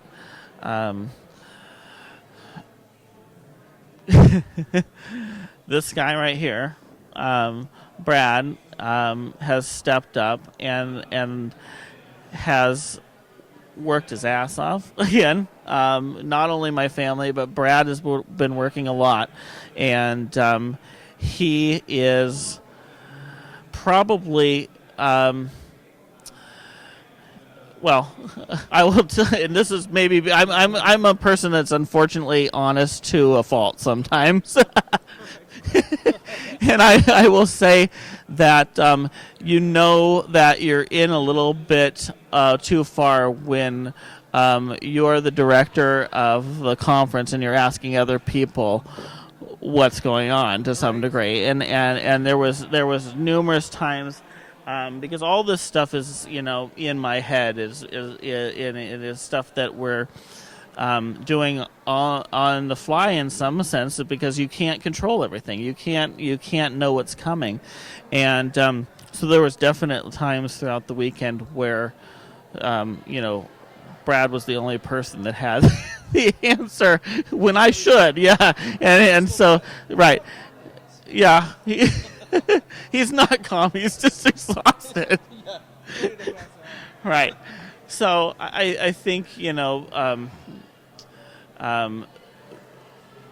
he worked as much on this conference as I did, if not more, honestly. And so that there people that have stepped up to support me. Not because, in my family, like I said, these are people that stepped up not because they have any interest in ghosts. They could care less. They could care less about. They're here because they know that it's something that is a passion for me, and so the relationships, that are built with this event. Kind of overshadow, or over, or an umbrella, or more powerful, really, than the event itself. It's that's when I think about it. how much people put in, how much time put in, and I've put a ton of time in, but I still feel bad, sometimes about the amount of work that I'm asking other people or to step up to help me, because they don't have any reason to, they really don't. So it's a roller coaster, and so you can tell, I'm exhausted, I ramble on, but when I'm tired, I like to talk, but kind of just tell how I feel. I want to hear from you though a little bit more, and I'm not trying to interview you necessarily, but I really don't have a chance to talk to too many people to in a lengthy amount of time to your first experience, what in terms of what you thought about the event. You touched on it a little bit, but when I talk to people and they say the event's great, you're like, are you just saying that because you're nice, or is that really how you feel about it? I thought the event was great, and what I mean by great is it gave us all who are in the paranormal community a chance to converse with each other, get to know one another, learn about each other's teams or experiences or whatever on a personal level, and not take the me first attitude. Well, I'm here to plug my team, and I'm here to, we're all here in this together, and you've so graciously invited us to your living room in a sense, and that's what it feels like. And I think I could speak for most everyone who was involved with this. We saw you struggling, we saw you running around, and we also saw all the help you had too, and a lot of great groups like you mentioned, Kristen and obviously Bradley and other people here stepped up to help out, and so we all appreciate that, because it does take a lot to put into something like this, planning, not to mention money-wise, but, just planning and the hours and the time and the lack of time. And you being a full-time teacher, I got to tell you, that was probably one of my best times was yesterday doing that class with you, because I love kids. I have kids of my own, and I love the innocence of these children. And I was amazed by how intelligent these kids were. The things that they were saying. I mean, the one kid who knew what the dowsing rods were for. Yes, you remember his name. Yeah. Absolutely, that kid was and his mom looks at him, and I mean, he was absolutely right, and it just blew me away. And he's 7 years old. Yeah. And so it was very cool to be able to do something like that, let them play with the equipment and go and pal around with us and do a little investigation here at the school. But I think the thing that was probably foremost, not one of the best things, is maybe not have as many things going on all at the same time, and boom, boom, boom, boom. I know that for the panels, and this is feedback that I've gotten from a lot of people, more time for the panels. An hour just isn't enough time to have the host ask questions and then have the audience ask questions. So none of the negative responses that I received were bad. It was just, more time. But you created a venue in a place kind of like your living room, like I stated, where people can just kick back and relax, and that was the whole point. So maybe we can be a little more relaxed next year. But I'm going to volunteer on camera to help you for next year. I know I have talked to you privately, and I would love to help you with that. And I know that we can definitely, we'll get a lot of people to donate their time and volunteer, so that you're not spread so thin next year. So you can take time to sit down and relax and enjoy the things that you really loved, enjoying doing. So. One of the things I will say is I really struggled with creating a schedule. And creating a schedule is something that evolves year after year after year. It's very hard to do that, because everything that you add affects everything else. And the amount of time, I honestly, what I struggled with, and the reason that the schedule is so packed, is because so many people want to be a part of it. And so trying to figure out the balance of, okay, when do I say this is all we have room for? Because people, coming out of the woodwork saying, I want to be a speaker, I want to teach a class, I want to do a tour, I want to, whatever it is. I want that ability to offer that to people and have them do that, but it's a fine balance. And Nicole Strickland from San Diego probably, wow. So, and I don't know, I think maybe it was just in my gut feeling that, because everyone asked me, who are you most excited to meet? And I said that Nicole. And, we connected yesterday. She went on my tour last night. And I felt like I made a good friend. We're on the same page. It's almost like I knew this was going to happen. I mean, she talked about the history of the Queen Mary, which, I just connected with her with my history of Oregon City. I mean, the passion for these places and history. And, so that was another highlight. It was, but the balance of that schedule, how do I, she needed way more time. And in fact, I gave her some because the next person up was me. But the panels too, we added more panels than I should have probably. And, but that was also because I wanted to have all these people, share different viewpoints. I mean, I think part of the problem is this room is filled with people that are incredible. So and I'm like, okay, how can you have Jeff Davis come and have a booth and not be doing something, not be talking, not be on a panel? How can you have someone, come from, 2 or 3 states away and not have the ability to speak on something like the Queen Mary? I mean, so. The people in here and the authors, I mean, the authors that we have in here and the expert knowledge that they have of the entire Pacific Northwest, to me, sitting at a table for the whole weekend is not enough. And so how do I get them that opportunity to speak? And there's only so much time in 3 days to do that. And so... You were talking about Nicole Strickland, and that was the first time I met her was this weekend. And talk about para-unity. We're actually going to go down with my group down to Southern California. She lives in San Diego. We talked about teaming up in October when I go down for this other trip and doing an investigation possibly on the Queen Mary, which is a huge dream of mine. I've never been there, so I'm really looking forward to it. But you did all this. You brought all this together. You brought all these people together. And you're talking about a few states away. There's Frank Bennett who came from Maryland. I mean, that's across the United States. I mean, and I think that's amazing. And I think that I think everyone enjoyed their time here. I think everyone is looking forward to the next year because they had so much fun this year. So before we go, what is the one last thing you would like to say about the event or the future events, or you want to just nod off? Yeah, I'll just say watch OregonGhostConference.com for news about next year. Thank you, Rocky. It's always a pleasure. You did a great job. Thank you.